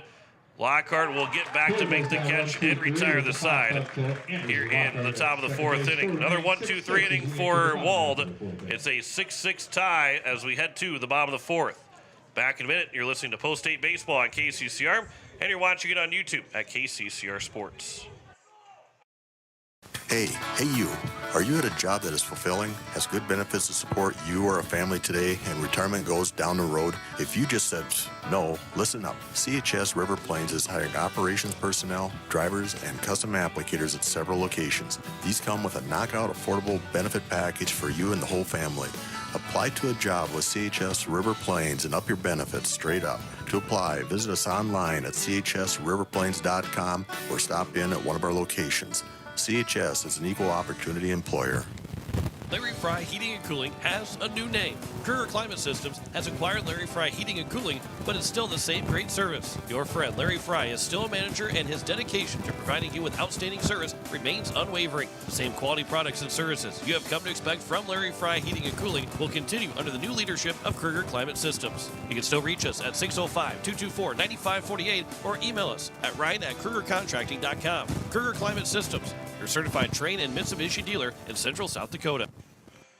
Bottom of the 4th, 6-6 on American Family Insurance. Brittany Shuffleby and scoreboard. Top of the order, and Will Danberg will be on the mound for another 16 pitches or so. I guess right around 16, get to 79, or maybe a little less, depending on, I don't know, if outside of a long at-bat that Coach Iverson probably will, if he's got 2 pitches remaining to not get to 80, he'll probably take him out. But if he starts an at-bat, if this not this at-bat, we don't want to see a 17-pitch at-bat, but if the at-bat goes a lot longer than what is possible for Danberg to be available for Thursday, he'd have to go make the change in the middle of the at-bat. First pitch will miss for ball 1. That's the one difference between 105 pitches, is that you can finish the at-bat and not be removed, and then you have to be removed for the game. But you can't cross the threshold in the at-bats and revert back to the previous threshold. Puts a little bit more strategy to it of when do you go and get Danberg. Again, so he's not mid-count, but also you don't pull him too early where you say, well, he'd have 5 pitches. He can go maybe get a guy out in 5 pitches. But it's a 3-0 count right now to Ethan Wilson, who is 0 for 2. 3-0 pitch will be over for a strike. The count's now 3-1. That was pitch number 67 for Will Danberg. 3-1 pitch from the windup here for Danberg. That will be taken for strike 2 on the inside edge. That was to the chagrin of the post 320 faithful here at Pete Lean Field. Now the full count pitch to Wilson. Swinging a foul right at home plate. Bounced off of Charlie Simpson.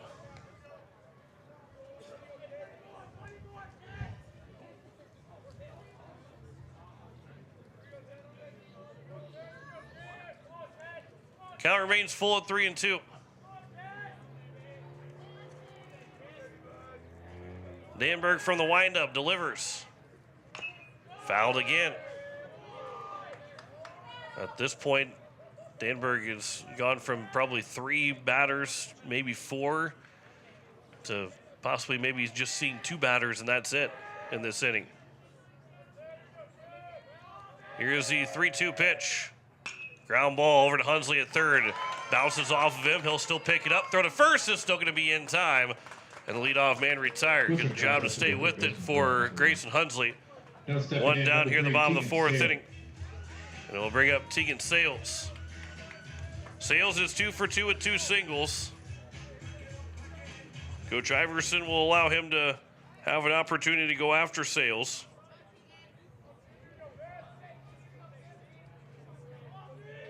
This will be pitch number 72 for Danberg. That's outside for ball 1. Could be the final batter that he sees. Outside of a quick at-bat for Sales. Here's the 1-0. That'll come upstairs. Counts 2-0.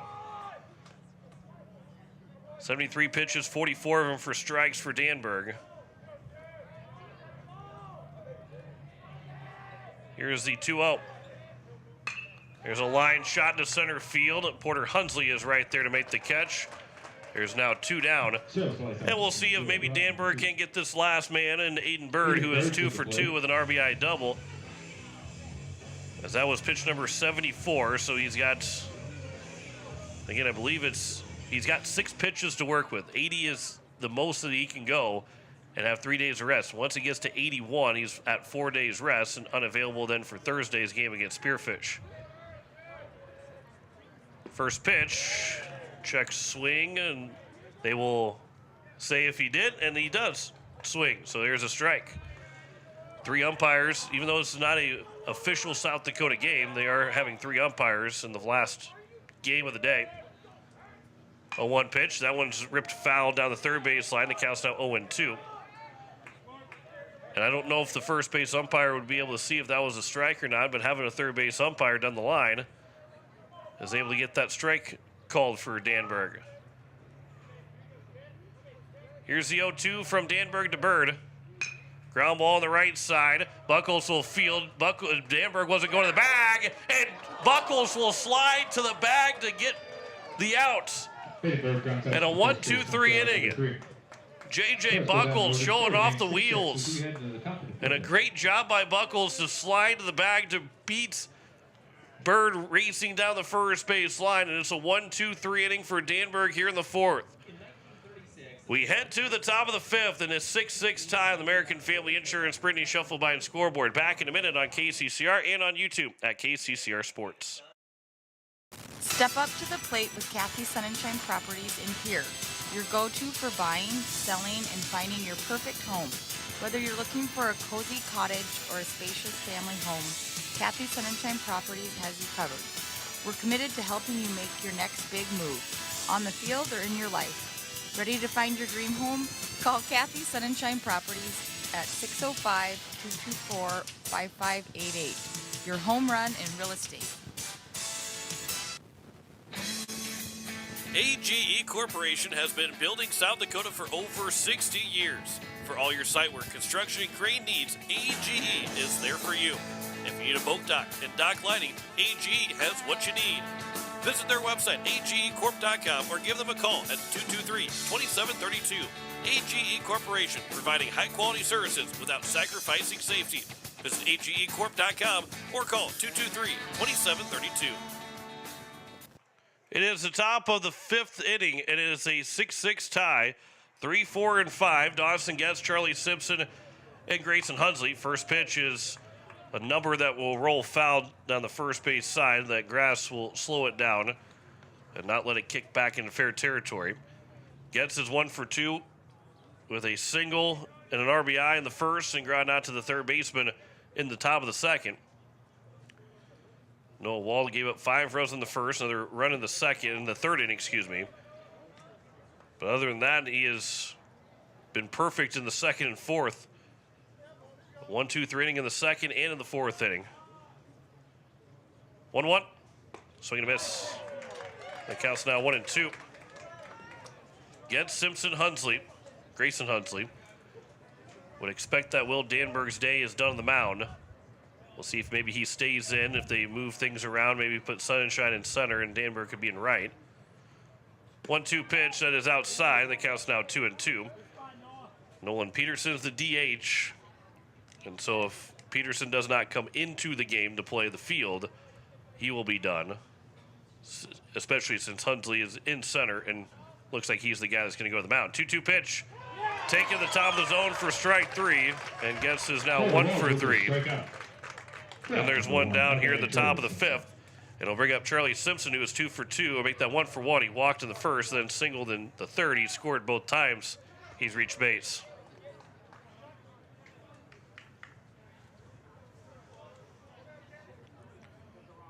Noah Wald, who's retired 5 straights. Going to strike 1 to Charlie Simpson. Bottom of the fifth inning for post 320. They'll have 4, 5, and 6. A 1 pitch. That'll bounce in. The count's now 1 and 1.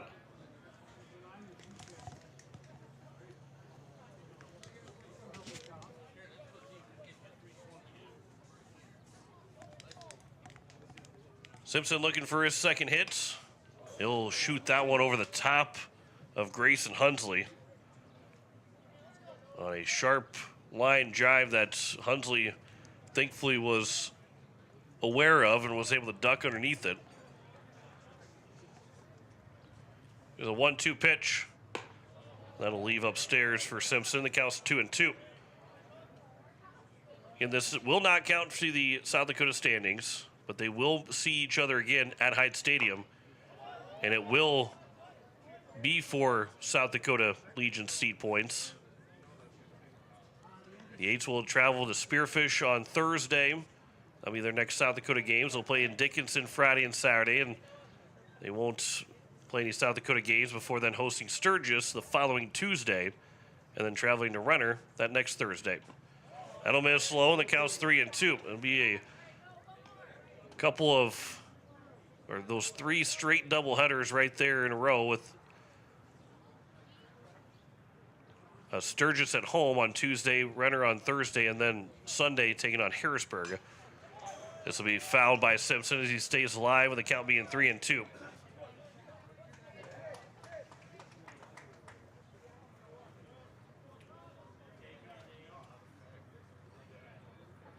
Three-two pitch upcoming here for Charlie Simpson from Noah Wald.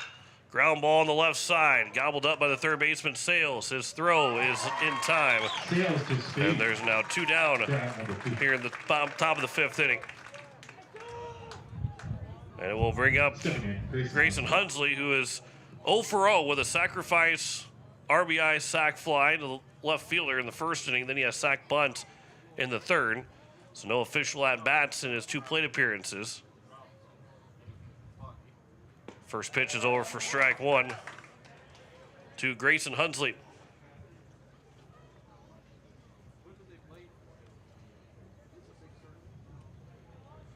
The 0-1 pitch. This was fouled off the foot of Hunsley, and now Wald is ahead of the count 0-2. And will be looking for his 4th strikeout. I think that is 5th strikeout.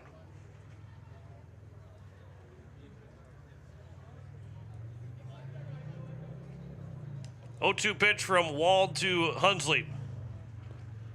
He will check his swing. And they will check over at first, and he did not swing. So the count goes now 1 and 2.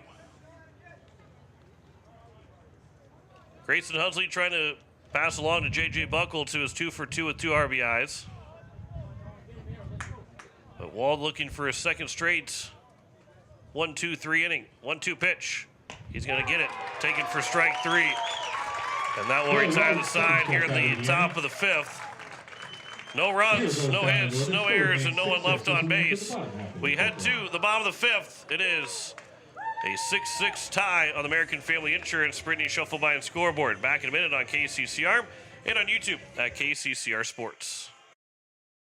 As community bankers, BankWest employees are deeply committed to supporting local causes, growing the local economy, and creating local opportunities.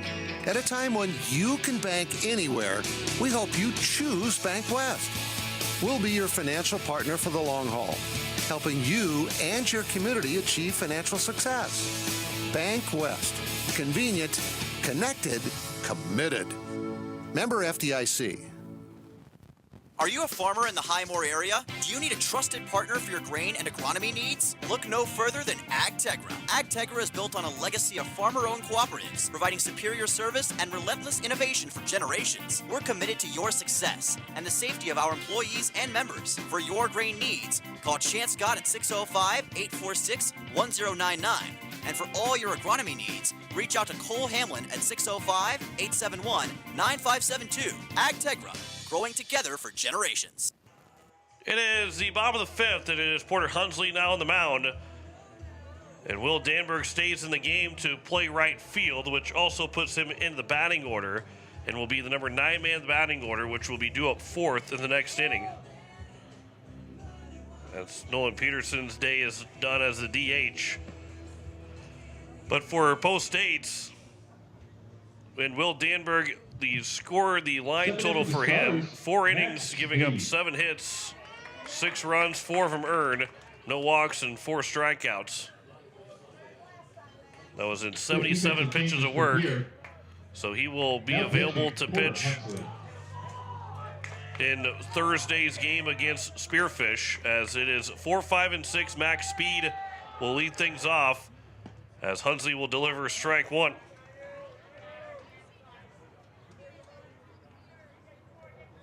Porter Hunsley so far on the season pitching-wise, after being used on Friday. That'll miss inside. The count's now 1-1. This is his 3rd relief appearance. He is 0-1 record-wise, 2 hits, 1 run, 5 walks, 1 strikeout. ERA is at 7, and the whip at 7 as well. This will hit max speed, so the leadoff man is on base to kick off the bottom of the 5th inning. Jet Peterson.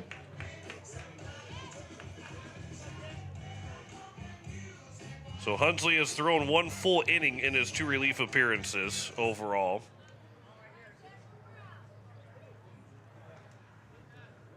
But here in this game, he's looking to try and get through.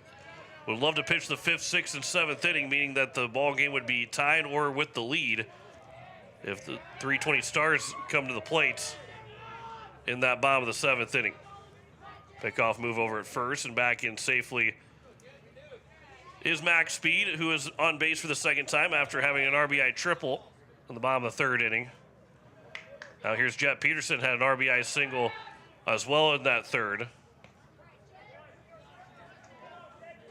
Both teams had 5-run innings. The Eights had the first one in the 1st. And then the Stars scored 5 in the 3rd. Both teams, I mean, really, like they've traded those, the 1st and 3rd inning, they traded those runs. 5 for the Eights in the 1st, with 1 in the bottom of the 1st for 320. Then the Eights scored 1 in the 3rd, with 320 scoring 5 in the bottom of the 3rd. Everything else has been zeros to this point, as the 2-0 pitch is at the top of the zone for a strike. And the count's 2-1 here to Jet Peterson. So again, the play all along was Danberg to throw under 80 pitches, pickoff attempts, and back in safely again is Peterson, make that speed. But after his day was done, obviously, you know, Coach Iverson was going to make a decision on where the game was at and who he was going to go with. But it was always that Danberg was going to keep under 80 pitches. This will be fouled back, and the count's 2-2. and which means that you could go to maybe J.J. Buckles. He's available to pitch now, and you could go with him in maybe the 7th inning. Have Hunsley bridge 2 innings. Runner takes off. This will be popped up on the right side. This will be coming in as Danberg. He will make the catch, and there's one down. As Speed will make his way back to first base. And it's now Max Schoenhardt. So Schoenhardt, who reached on the air, ended up scoring on a wild pitch. That was the 5th run. First 5 guys reached base in the 3rd inning. All 5 of them came in to score. Then Danberg retired the last 6 guys in a row to end his day with not the best line total, but a hard-working line total for Danberg. Count is 1-0. 4 earned runs of the 6 that scored. Runner takes off. This is going to be flown out towards left field. Linebach will come in. He will make the catch, and again, Speed will have to get back to first base. And there's now 2 down here in the bottom of the 5th inning. And it brings up Colby Witt. Witt's 1 for 2. He singled the 2nd, then ground out to the shortstop for the first out in the 3rd inning.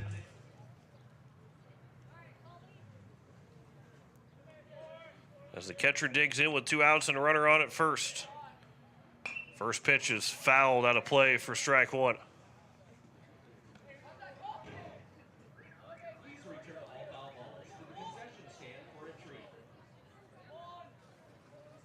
Speed leading away from first another time.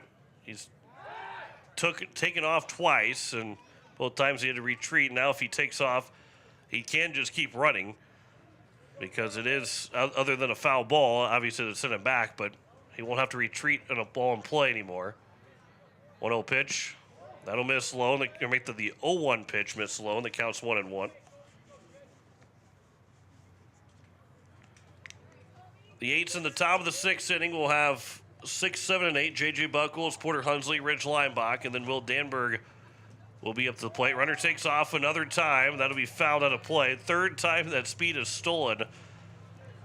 And there's not been a play at second base, and he's had to return all 3 times. He'd be a little bit quicker the first 2 times with the ball being caught in the outfield, where he can jog back a little bit to first base this time through. 1-2 pitch to Witt. Another pickoff attempt.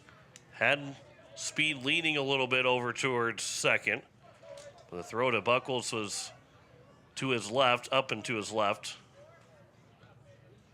So no tag applied. A good healthy lead for Speed. He'll take off again. This will be a ground ball over to Stoscher.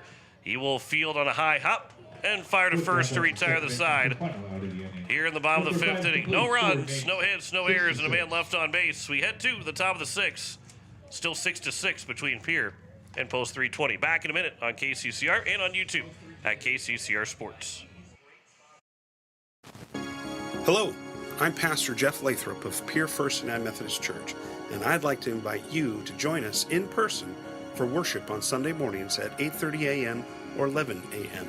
You can also join us on Facebook Live or on KCCR 1240 AM or 98.9 FM for our Sunday morning broadcast at 11 a.m. Come worship with us at First United Methodist Church, where you will find open hearts, open minds, and open doors. When you're in town for the big game, why not stay where the view is just as great as the action? American in Fort Pierce sits right on the river, offering beautiful scenery, relaxing comfort, and easy access to the ballpark. After a day at the Diamond, there's nothing better than unwinding by the water, and the American always hits it out of the park. Stay by the river. Stay in comfort. Call 605-223-2358 to book your room today. American, where the river meets relaxation. It is the top of the 6th inning in a 6-6 game, as Noah Wald will continue to work. After giving up 5 runs in the first inning, he has been good through the last 4 with just 1 run allowed, and he has retired 7 straight. So here in the top of the 6th, J.J. Buckles, Porter Hunsley, Rich Linebach. He might reach his base. Will Danberg will have his first crack at swinging the bats. Buckles 2 for 2, an RBI double in the first, RBI single in the third. Still could get an RBI, but he'll be jogging around the bases. This will be a ground ball down the third base line, and it just bounces foul. A diving attempt by the third baseman, Sales. Buckles nearly had himself, most likely would have been a double.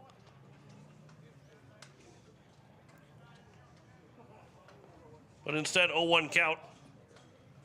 So he looks to go to 3 for 3 on the day. 0-1 pitch. This will be flown out to center field, but right to the center fielder, Wilson, who took one step in. His left foot went back, and he stood right where he was at. And there's now one down. And now it's Porter Hunsley. First time that Buckles has been retired. Hunsley's 0 for 1. He struck out in the first and walked in the third. It's with one out and nobody on here in the top of the sixth inning. That one will drop in for strike one. We went to extra innings on Friday, and the extra inning rules would place a runner at second to start the inning, like you see in Major League Baseball. However, those extra inning rules did not count on Friday for us because it was a South Dakota Legion game, and you play it straight up. There would have been no 8-run rule. It would have been just a 10-run rule. That was over for a strike, and the count's now 1-2. But because this is not a Legion game, because it was not originally on the schedule, yes, I'm talking a little bit early right now, as this one will bounce in, and the count goes now 2-2. But we would expect, I expect, that if we would get to an 8th inning, that we would have a ghost runner, a courtesy runner, whatever it is, an automatic runner on second to start the inning. This will be flown out towards right center field. That one is going to slice away from the center fielder and get down for base hits. Porter Hunsley's now 1 for 2. One out single. Puts a runner on here with one away. Number 13, Ridge. And here is Ridge Limbach. 2-run triple in the first. So grounding out to the third baseman. 7th hit of the ball game for Post State. First one since that third inning. They had 4 hits in the first, 2 in the third. And now had their 7th hit with one out here in the top of the 6th. This will come inside, just missing Limbach as he takes it for ball 1.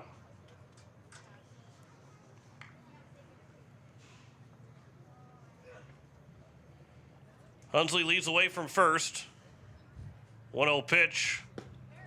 That'll miss outside. The count's now 2-0.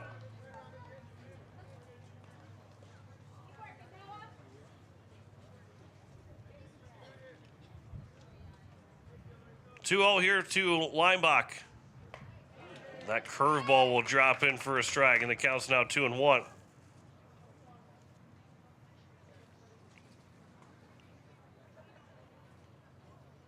Outfield shading Limbach to maybe go the other way with it, as he will pop it up on the right side. This will be a long run, getting out of play and going outside the bullpen. It almost bounced its way back into the playing field. So the count goes now 2-2 here to Limbach.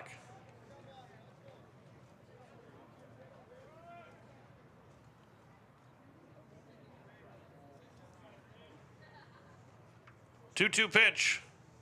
That'll be upstairs, and the count's now 3-2.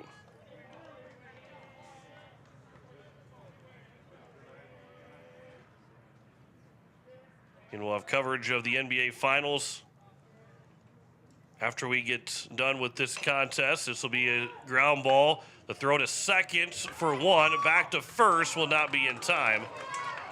Limbach almost grounded into his second double play.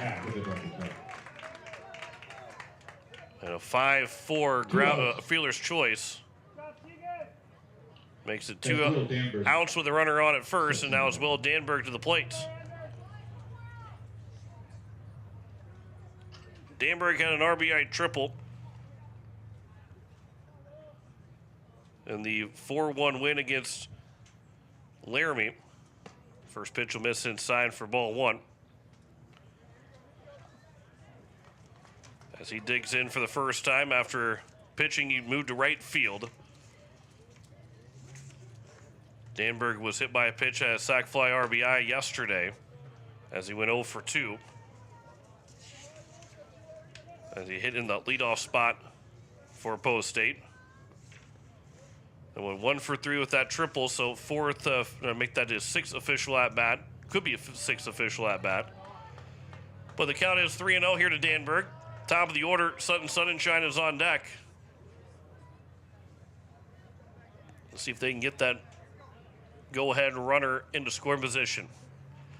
Gonna have the red light for Danberg. He'll take it for strike 1. And the count's now 3-1. Still good hitter's count here for Danberg to drive something somewhere. And can be picky with it. 3-1 pitch. That misses for ball 4. First and second. Danberg draws the walk. Another time called. There is activity out in the left field bullpen for post 320. And that could be the end of the day for Noah Wald. Sudden Sunshine, the top of the order. It'll be the 4th time through. He will come to the plate. Man in the left field bullpen is walking his way back to the dugout. I believe they're going to keep Wald in the ball game to try and get through 6 complete. He remains in. Sudden Sunshine, who is 0 for 3, reaching on an error. Top of the order is now up. 99 pitches for Noah Wald. That might have been the conversation of, this is your last batter. You got to go and get him. Otherwise, you're not going to get through the 6th inning. Here's the first pitch to Sutton Sunshine. We'll miss inside for ball 1. Betting for Pierce. Again, that's pitch number 100. He's got to potentially could have another batter if Sunshine would reach base quickly. Here's the 1-0. That'll miss low, and the count's now 2-0. Again, pitch number 101. He's got 3 pitches remaining that he can finish this at bat with Sunshine and go after one more hitter. Danberg's at first, Lineback at second. The 2-0 pitch, pick off, and it almost end up hitting the shortstop. It might actually hit the shortstop, Heinzman, excuse me. Because he was throwing it almost right at Lineback, who was a step away from the bag at the time, but didn't get into center field. Here's a 2-0 pitch. Here's a line shot. That'll be caught by the second baseman. And Lockhart to end the inning. And it keeps the game tied at 6-6. No runs, 1 hit, no errors, and 2 men left on base. We head to the bottom of the 6th. It is still a 6-6 tie. Back in a minute on KCCR, and you're watching it on YouTube at KCCR Sports. Step up to the plate with Overhead Door Company of Pierre. Like your favorite team, we deliver reliability, strength, and top-notch performance. For over 100 years, Overhead Door has been the most respected name in the industry. From commercial or residential repairs to full upgrades, our team of technicians stand ready to provide winning results. Don't let a faulty garage door strike you out. Look for the signature red ribbon and call the industry MVP at 605-224-6200. Bring your garage door game to the big leagues. Is your roof ready for the next South Dakota storm? Don't wait till it's too late. For over 25 years, Karsten Erickson Roofing and Construction has been serving Central South Dakota with quality roofing and construction. He has now added gutters. We offer dependable service, guaranteed workmanship, and no unnecessary flash or fuss. Just reliable protection for your home. Karsten Erickson Roofing and Construction. Experience you can trust. Call today, 605-280-8133. Karsten Erickson Roofing and Construction, serving Central South Dakota for over 25 years. It is the bottom of the 6th inning and a 6-6 tie. American Family Insurance Brittany Schuffelbein scoreboard.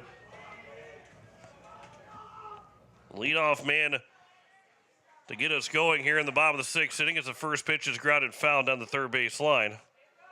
4, 5, and 6 here for the Post 320 Stars. We've got very limited room up here in the press box. And that forced one bad thing to happen, which was dropping my book and then knocked down the crowd mic.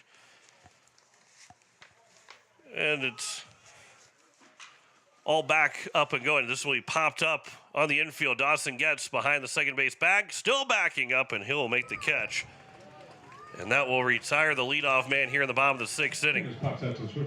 I said 4, 5, and 6, but it was 8, 9, and 1. Anders Lockhart flew out to lead off the bottom of the sixth inning, and it's Gavin Heitzman now, the shortstop who was 0 for 2, reaching on an error. Walls has thrown 102 pitches. I would not expect him to come out and to start the top of the seventh inning. Ground ball, that'll be through the hole on the left side for a base hit. Heitzman will get the first hit since the third inning. Now stepping in. And there's a runner on at first with one out. And it will bring up Ethan Wilson as we get back to the top of the order. Post State in the top of the seventh will have 2, 3, and 4. Stosher, Getz, and Simpson.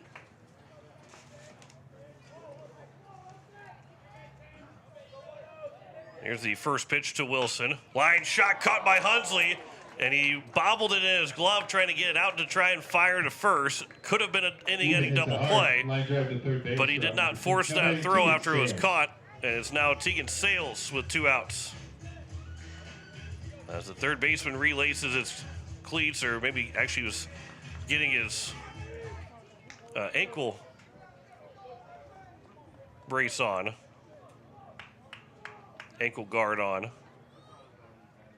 or shin guard, I guess. Here's the first pitch to Sales. Will bounce in. Good block there from Simpson. Keeps that runner at first base with 2 away. Sales is 2 for 3, singled in the first and the third, and then flew out to center in the fourth inning.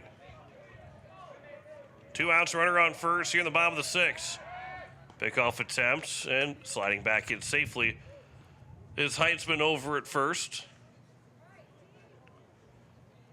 Post 320 with 8 hits, 6 runs on 8 hits. Post 8 with 6 runs on 7 hits. Another pickoff attempt, and again back in safely. Post 8 tied Post 22 18U in hits yesterday. But other than that, they have out-hit everybody in every game at the Veterans Classic. This one's grounded foul, and the count goes now 1-1.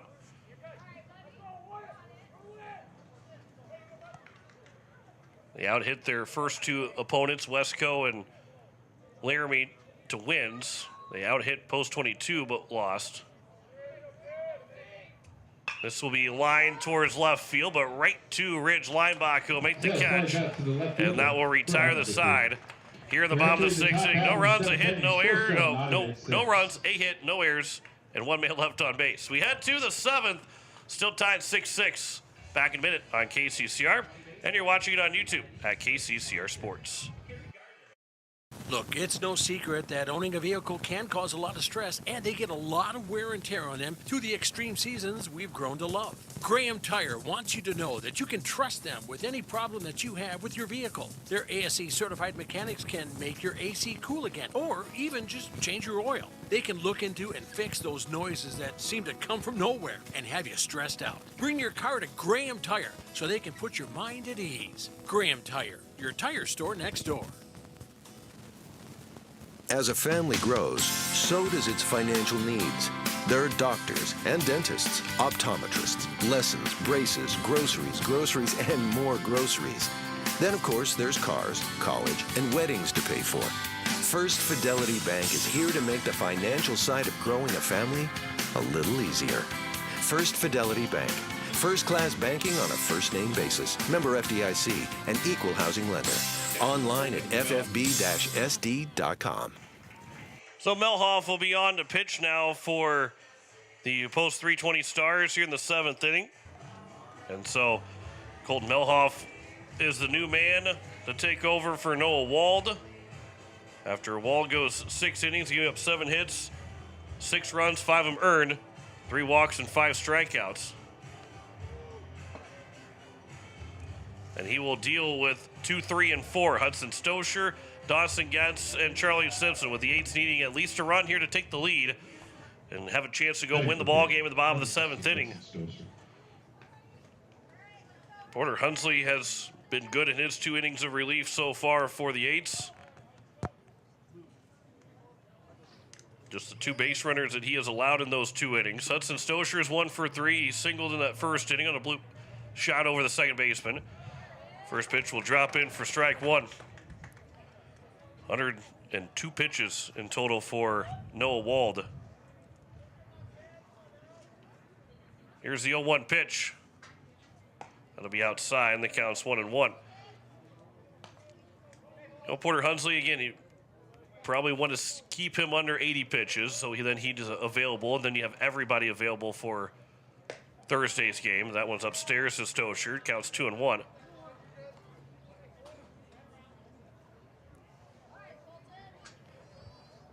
But he is well within that reach right now, and you hope that you're expecting that the Eights can take the lead here in the top of the 7th, and Hunsley can get a 0 in the bottom of the 7th and send us back to Pierre with a 3-2 record, the Veterans Classic, and have a big win in the last game of the day. 2-2. There's a ground ball left side. It'll be fielded by the shortstop. Heitzman, the throw to first is just going to be in time. Very close over at first base. Thought Stosher had beat it out. Dawson Getz. And there's one down here at the top of the 7th, and it's Dawson Getz who's 1 for 3 with an RBI single. That one probably was one that, if replay's available, you're asking the umpires to go look at, because that was a bang-bang play at first base. Props to Hudson Stosher for getting down the line as quick as he did. 0-1 pitch is outside, and the count's 1-1.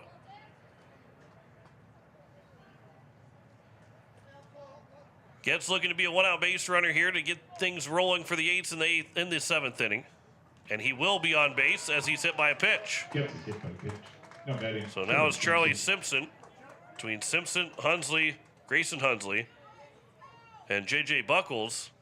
As long as at least one other guy gets on base, you hope that we got a chance to drive in the go-ahead run.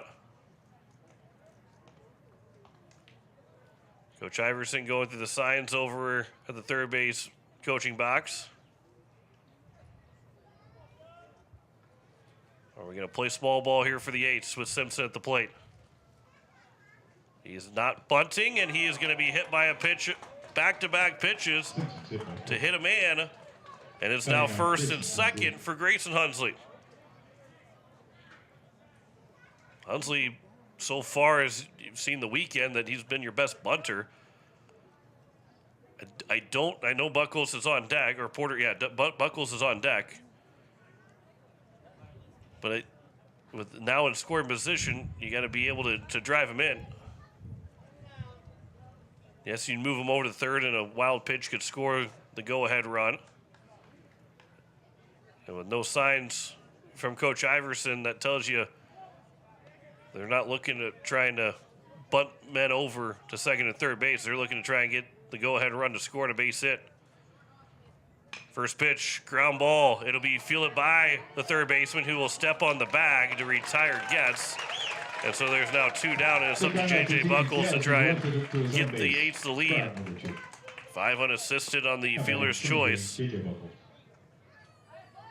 As Hunsley is now 0 for 2 in the ball game. Buckles 2 for 3, double homer run in the first, singled homer run in the third. And he was flown out to the center in the 6th inning. Leading off that 6th inning. Now a chance with 2 outs and runners at first and second. First pitch will bounce in. Good block there by the catcher in Witz. The bottom of the 7th. It'll be 3, 4, and 5. Bird, Speed, and Peterson.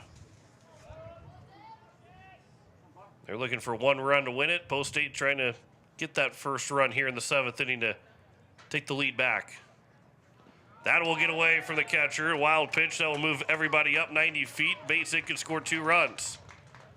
And should score 2 runs. As Hunsley's over at second. Simpson now at third. Porter Hunsley is on deck, who is 1 for 2. Buckles 2 for 3. And Leinbach is also 1 for 3. Those are the next 2 hitters in the order after Buckles. Here's a 2-0 pitch. Upstairs, and the count's now 3-0.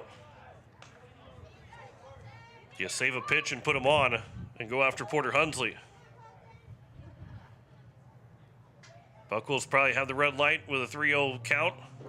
Although he is feeling pretty good. 3-0 pitch will be over for a strike. And even if he had the green light, you don't want to swing at that pitch.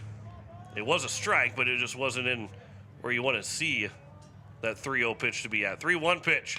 Buckles will sky this out towards left center field. A long run for both men, but the center fielder will call it and make the catch at Wilson, and it will retire the side here at the top of the 7th. No runs, no hits, no errors, and 2 men left on base. To the bottom of the 7th we go in a 6-6 tie. The Stars just need 1 to win it. Back in a minute on KCCR and on YouTube at KCCR Sports. Want technology solutions you can trust from a neighbor you know? Comtech, locally owned and serving Pierre and surrounding area since 2009, is dedicated to keeping your home, farm, and business connected and secure. We offer a full range of services, from audio and video, security, surveillance, and networking with expert installation and support. Visit our storefront, call us at 605-224-4066, or visit our website, comtechplus.com, to experience the Comtech difference. Comtech, your local technology experts. Hey, yo, Speedo's Lawn Care. Hello. Say, my yard's in rough shape. It's got weeds, brown spots, and crabgrass. Yeah, no problemo. What shade of green you need? We got 31 shades of green over here. Even the latest shade of septic tank grass green. That one just naturally gives off a glow. Call the professionals at True Green. They know how to get your lawn healthy and keep it healthy. They guarantee it. All technicians are trained and certified. Call True Green, 224-1916. It is the bottom of the 7th in a 6-6 game. And for Post 8, they will deal with 3, 4, and 5. Aiden Bird, Max Speed, and Jet Peterson. Porter Hunsley has got the task of trying to keep this a tie ball game, as he was the pitcher of record on Friday in the bottom of the 7th and then in the 8th inning. So he's been in some really tough situations for a rising sophomore in Senior Legion baseball. Against 22 on their home field on a Friday night, and you're trying to keep the game tied, which he did in the 7th inning. That one's over for a strike, and the count's 1-1 here to Bird. Lefty on lefty matchup. Before a walk-off single in the bottom of the 8th, and now here on 320's field, you're trying to keep games tied with the home team, needing just 1 run to win the ball game. Counts 2-1 to Bird. 2 for 3, RBI double in the first, single to the 3rd. That'll be just upstairs, and it counts now 3-1. And again, if we get into the 8th inning, I believe we should have the automatic runner on second to start the inning, because this is not a South Dakota Legion game. This will miss low for ball 4. And at this point, with Post 8's being tied in the bottom of the 7th, we want to see the top of the 8th inning, as Max Speed, who is 1 for 2 with an RBI triple in the 3rd, also hit by a pitch, comes to the play of the runner on at first with nobody out. This is your cleanup man. Are you playing small ball with him? Hunsley is even at the grass. You're not playing small ball, and this will be popped foul and might land on the press box. It got right over the top of the press box, and it counts 0-1.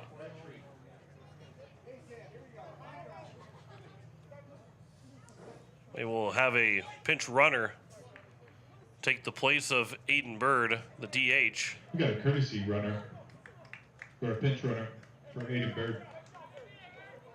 It's Jonah Blake at first base. So Jonah Blake will be the pinch runner. He will take the place of Aiden Bird. So runner on at first. Blake now the pinch runner. 0-1 count. And a pickoff attempt and back in safely over at first base. Porter Hunsley making sure that he doesn't get too big of a lead over there at first. You bring in a pinch runner, you kind of expect that you're going to try and steal. He does take off. Here's a ground ball that will be fielded by Hunsley. Can't throw to second. Throw to first. Will bounce away from Buckles and will get all the way to the fence. They're going to send the runner, try and score. Danberg will pick it up. The runner slipped and fell over at third base, so he has to stop at third. It is now second and third with nobody out. Jonah Blake steals second. Both runners advance on the error. Speed at second, Blake at third. So second and third, they will put the runner on to make the bases loaded to set up the force out. And Jet Peterson is now on base. Max Schoenhardt. And it's Max Schoenhardt. Are they going to have a pinch hitter for Max Schoenhardt?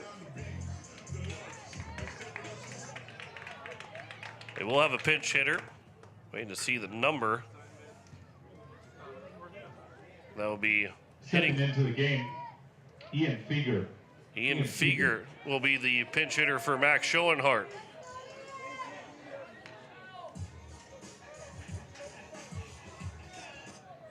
So Ian Feger with the bases loaded.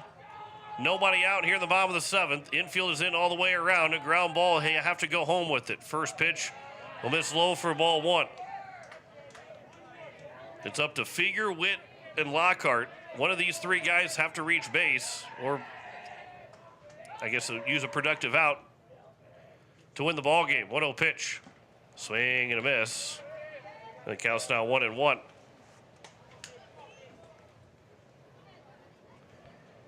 Can Porter Hunsley and this post-8 team get us to the 8th inning? An error, third error of the day by post-8. Made it second and third, and then now the bases are loaded after the intentional walk. Swing and a miss by Feger, and the count's now 1-2.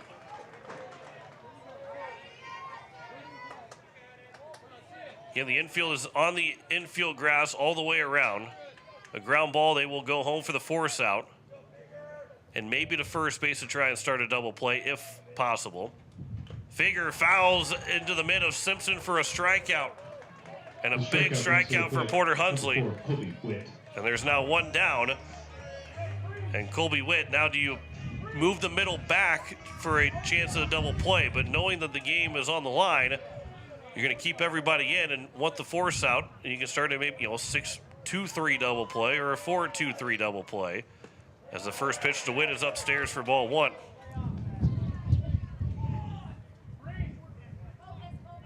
Fly ball to the outfield. Everybody's going to be going home with it. Infield is going to go home on any ground ball. 1-0 pitch. Swing and a miss. And it's now 1-1.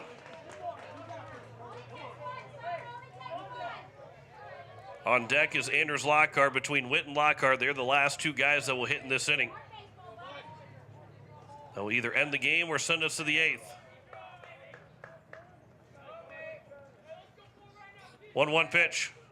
Swing and a miss. It's now 1-2. This is a strikeout opportunity here for Hunsley. He does that.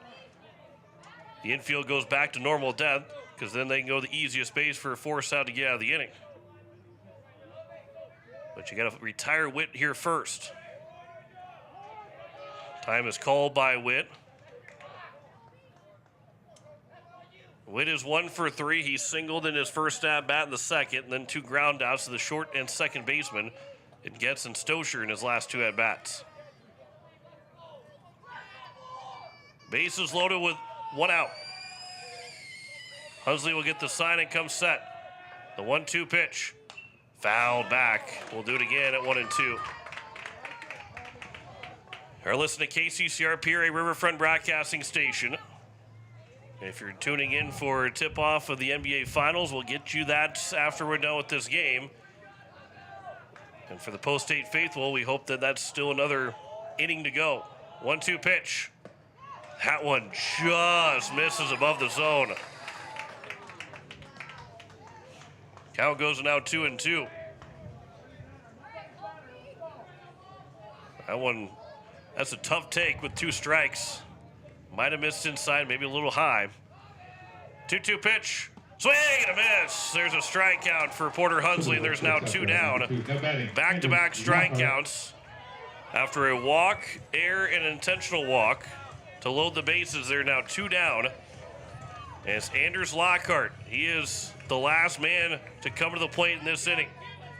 Infield is back at normal depth. They go the easiest pace to get out of this. Lockhart's 0 for 3 with a fly out to center. Line back to Danberg on the mound, and then he popped out behind second to the shortstop Getz. First pitch is over for strike one. Porter Hunsley, the rising sophomore, trying to get out of the messiest jam without any damage, because any single run will win the ball game. Line shot, that is going to be fouled down the third base line, and the count's now 0-2, and Hunsley's a strike away from getting out of the inning.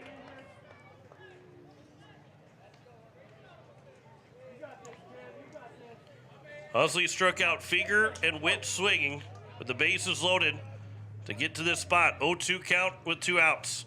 The pitch upstairs for ball one.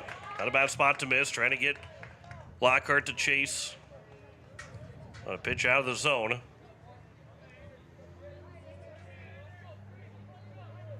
1-2 now coming from Hunsley. He'll come set from the stretch. 1-2 pitch.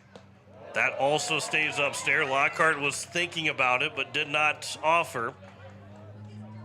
And the count goes now 2-2.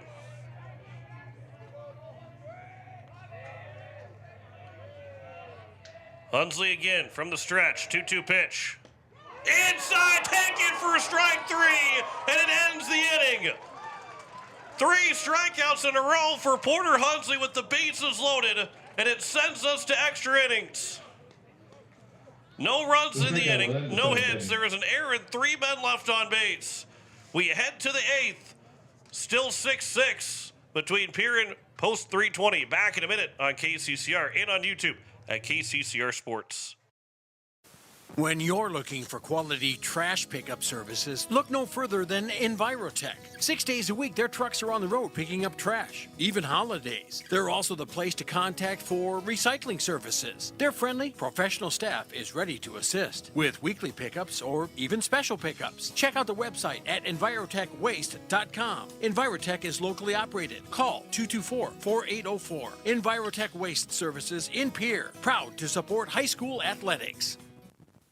When life throws you a curveball, May Adam Law Firm in Pierre is here to help you knock it out of the park. For over 130 years, we've been providing trusted legal expertise in business, family law, criminal defense, and more. Proud sponsors of this season's baseball action, we're committed to serving our community both on and off the field. Need legal advice? Step up to the plate with May Adam Law Firm. Visit mayadam.net or call today. May Adam, South Dakota's law firm since 1881.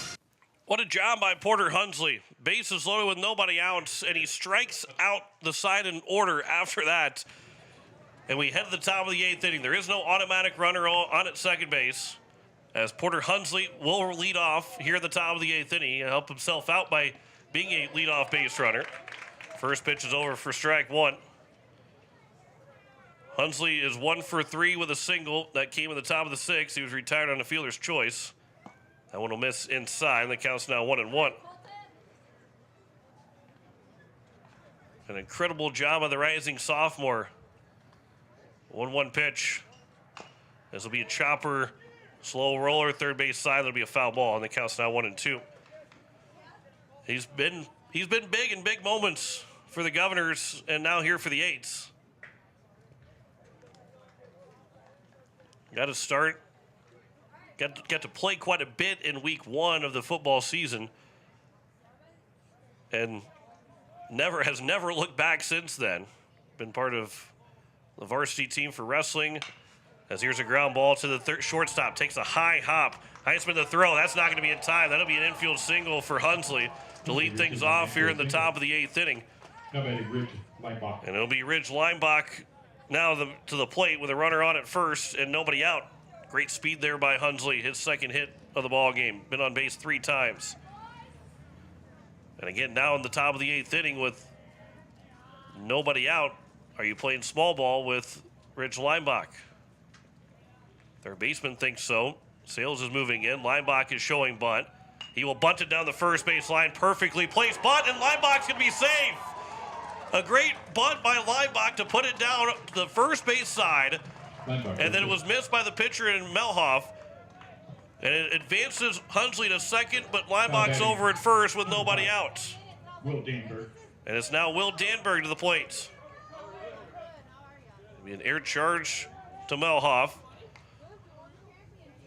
And now they'll have the corners in. At least the first baseman may be charging. And will Danberg be bunting the ball with the top of the order due up next? First pitch, Danberg shows bunt. He'll bunt it down the first base line again. It'll be picked up. The throw to the second baseman covering first is in time. A sacrifice bunt for Will Danberg. Runners move to second. 3-4 on the sacrifice bunt. Betting now number 6. And it's now Sonnenschein. And the Eights have an out to work with to try and get a productive out to take the lead here in the top of the 8th inning. Sunshine at 0 for 4 so far. Reached on the air to open up the ball game and came around to score for the 5-run first inning. And they will put Sunshine on to make the bases loaded. Intentional walk. Set up the force out. And it's Hudson Stoscher now to the plate. Stoscher's 1 for 4. He singled in that first inning. Flew out to center, popped out to the second baseman, and ground out to the shortstop in his last 3 at-bats. First pitch to Stoscher. Ground ball. That is going to be fouled down the third base line. That was labeled for 2 runs to score, and the lead that Sunshine can get at first base. A line shot that you know was getting down, and he can have a really good jump because everybody, all the fielders are in front of him right now. Here's the 0-1 pitch. Swing and a miss by Stoscher, and the count's now 0-2. Got to find a way to get the ball to the outfield. Dawson Getz is on deck, but if you can at least get a fly ball out to the outfield, can get the sacrifice fly and give the Eights the lead. 0-2 pitch. That is well outside. And the count goes now 1-2. Porter Hunsley led off with an infield single. Ridge Lineback was bunting him over and reached on an error. And then an intentional walk to Sunshine. The base is loaded here with 1 out. 1-2 pitch. That'll hit Stoscher, and it'll give the Eights the lead. An RBI hit by pitch makes it a 7-6 ball game here at the top of the 8th. Hit by pitch will allow the run to score. And it's now Dawson Getz that has an opportunity to bust things open here in the 8th inning. 320 will have 9-1-2 in the bottom of the 8th inning. They know they need at least 1 run in the bottom half of the 8th.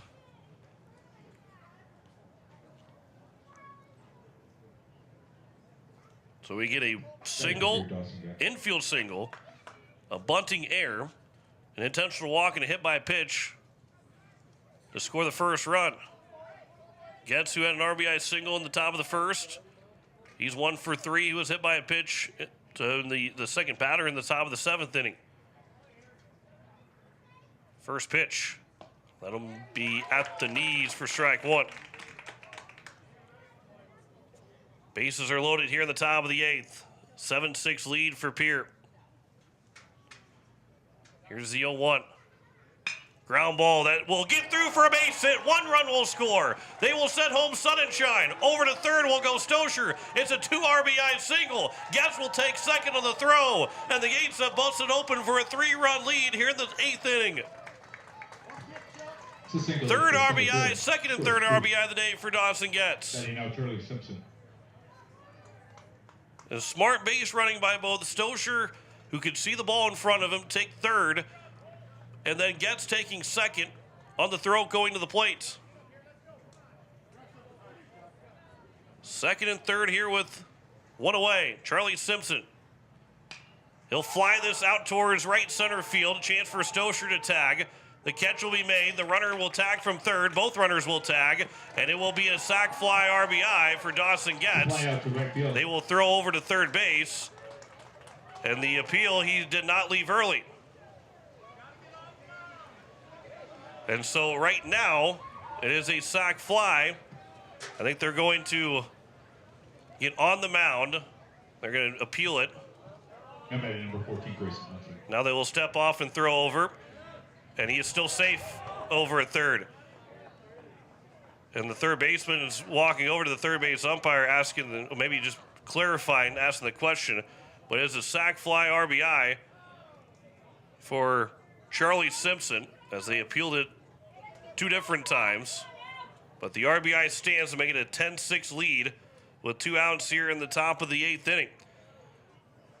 And now it's Grayson Hunsley with gets over at third base. 4 runs have scored here in the 8th inning for the Eights. First pitch to Grayson Hunsley. Be upstairs for ball 1. He is just 0 for 2 in the ball game. He had a sac fly RBI in the first, sac bunt in the third, struck out looking in the 5th, and grounded into a fielder's choice in the 7th.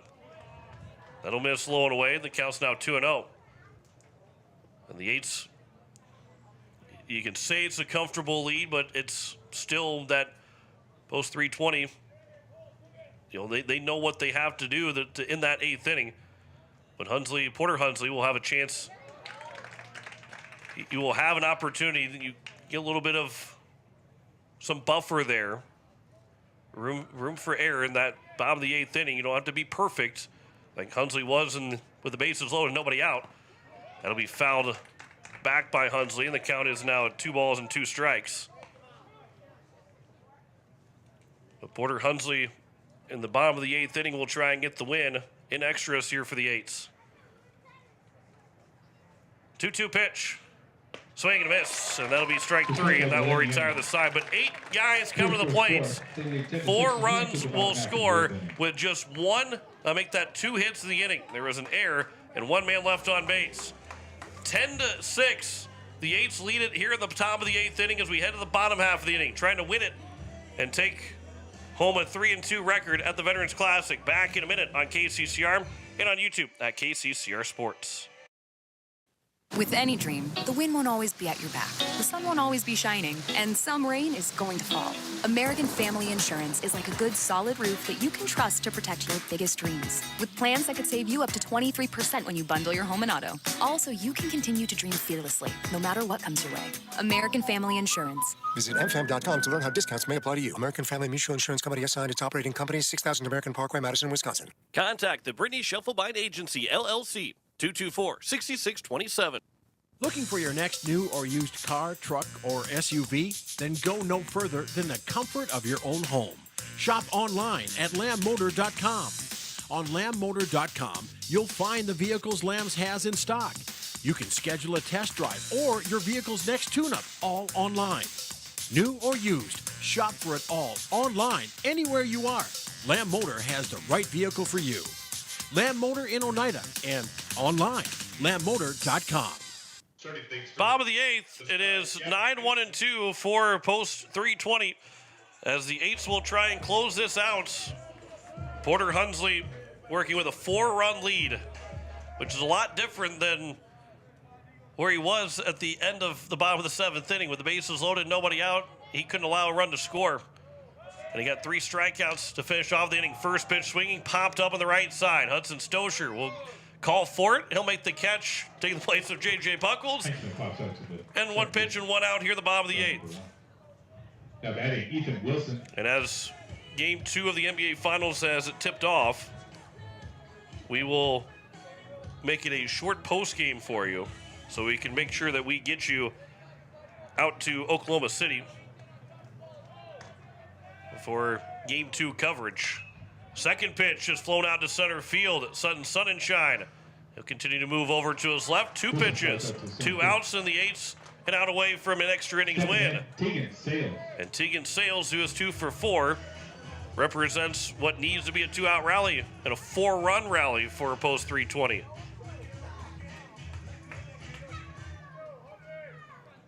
Post 320 will, if they don't come back and win this game, they'll be thinking about that bases loaded, nobody out in the bottom of the 7th, and not able to score at all. Didn't even put the ball in play with the bases loaded, nobody out. 1-0 pitch. That one is flown down the left field line, but that will get out of play. Evens the count of the ball and a strike.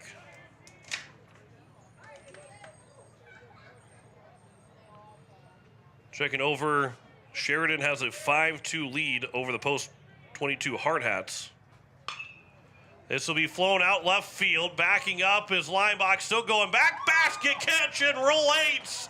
Over the shoulder basket catch. to end the ball game, and Pierre will win it 10-6 and 8. Pierre ends up winning the game 10-6. Congratulations to Pierre. Thank you. The Eights will finish 3-2 here at the Veterans Classic, and a building win for the Eights. This tournament is honored you and your as they win it 10-6 in the 8 innings. Back in a minute to wrap things up. You're listening to Post 8 Baseball on KCCR, and you're watching it on YouTube at KCCR Sports.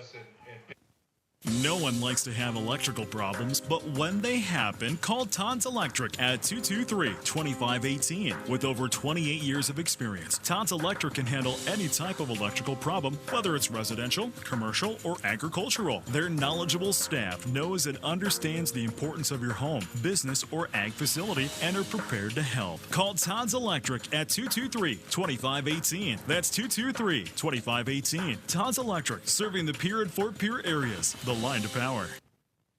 Yag Air Incorporated is your locally owned ag, chemical, and seed retailer. Yag Air Incorporated offers reliable ground and aerial application. For the latest seed and chemical pricing, contact Kyle at 605-280-8710 or Tony at 605-280-4771. Yag Air for all your ag, chemical, and seed needs. Kyle, 605-280-8710 or Tony, 605-280-4771. Well, Post 8 gets the job done as they win it in 8 innings, 10-6 over Post 320 Stars to finish out 3-2 here at the Veterans Classic. 5 runs in the first. It was a run in the third to make it a 6-1 lead before 5 runs scored in that bottom of the third inning for the Stars to tie the game at 6. We remained that way. Bottom of the 7th, nobody out. The bases are loaded. Porter Hunsley, who has already pitched in a extra inning game on Friday and was able to get out of the bottom of the 7th, but they end up losing in 8. He had to get 3 outs in a row without allowing a run to scoring. Strikeout, and a strikeout looking for Porter Hunsley, and then he goes and gets a 1-2-3 inning in the 8th, finishes out his outing with 6 straight retired after the Eights put up a 4 spot in the top of the 8th inning. Hudson Stosher with the game-winning hit-by-pitch RBI with the bases loaded. A sac fly RBI for Charlie Simpson, and the Eights, along with Dawson Getz, getting a 2 RBI single as he finished the ballgame with 3 runs driven in, and the Eights end up winning it 10-6. 10 runs, 9 hits, 3 errors, and 7 men left on base. 6 runs, 8 hits, 2 errors, and 8 men left on base. Time of the ballgame was 2 hours and 11 minutes as the Eights get a huge win as they now improve to 4-6 on the season and finish 3-2 at the Veterans Classic here this weekend. A fantastic weekend for the Eights.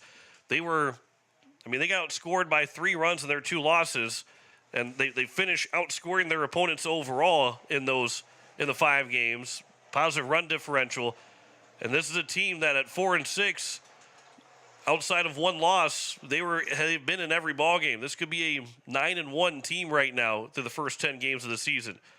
And how close they were, but you're seeing this team continue to move and progress the way that they want to be, and that's a gutsy win for Post 8 here in extra innings on Rapid City Post 320's home field to close out a long day here at the Veterans Classic. We thought maybe we were playing the 2 o'clock local time game or maybe even the 11:30 game, but instead we got the last game of the day, and we end up getting a big win as Post 8 to send us all back to Pierre in a good mood, even though we're going to get back pretty late tonight, back to the capital city. But a big win for the Post 8, 10-6 here in the final game of the Veterans Classic. I want to say thanks to Eliza Mayer back at the station. John Wickler here signing off. We'll get you out to coverage of Game 2 of the NBA Finals. You listen to Post 8 Baseball on KCCR and on YouTube at KCCR Sports. 10-6 win for the Eights in 8 as we say so long from Rapid City. You've been listening to Post 8 Baseball on KCCR and on YouTube at KCCR Sports. Post 8 Baseball is brought to you by Comtech, True Green Chemlon, Edward Jones Financial, Overhead Door, Todd's Electric, Shane's Pharmacy, Yag Air, AGE, First Fidelity, State Farm Becky Pasiva Agency, Capital City Ford, Lincoln, and Toyota, Oahe Federal Credit Union, Missouri River Dentistry, Dakota Sprinkler and Landscaping, Agtegra, Ferding Electric, Envirotech, Kruger Climate Systems, Stalkin Peterson LLP, Wagner Auto, the South Dakota Office of Attorney General, Division of Consumer Protection, Gales Gas, First United Methodist Church, Karsten Erickson Roofing and Construction, Beck Motors, May Adam, American Family Insurance Brittany Scheffelbein Agency, Lamb Motors, Bank West, CHS River Plains, Faith Lutheran Church, Graham Tire, Kathy Sunshine Properties, Venture Communications, and the American of Fort Pierre. Join us all season on KCCR and on YouTube at KCCR Sports for more Post 8 baseball. This has been a special presentation.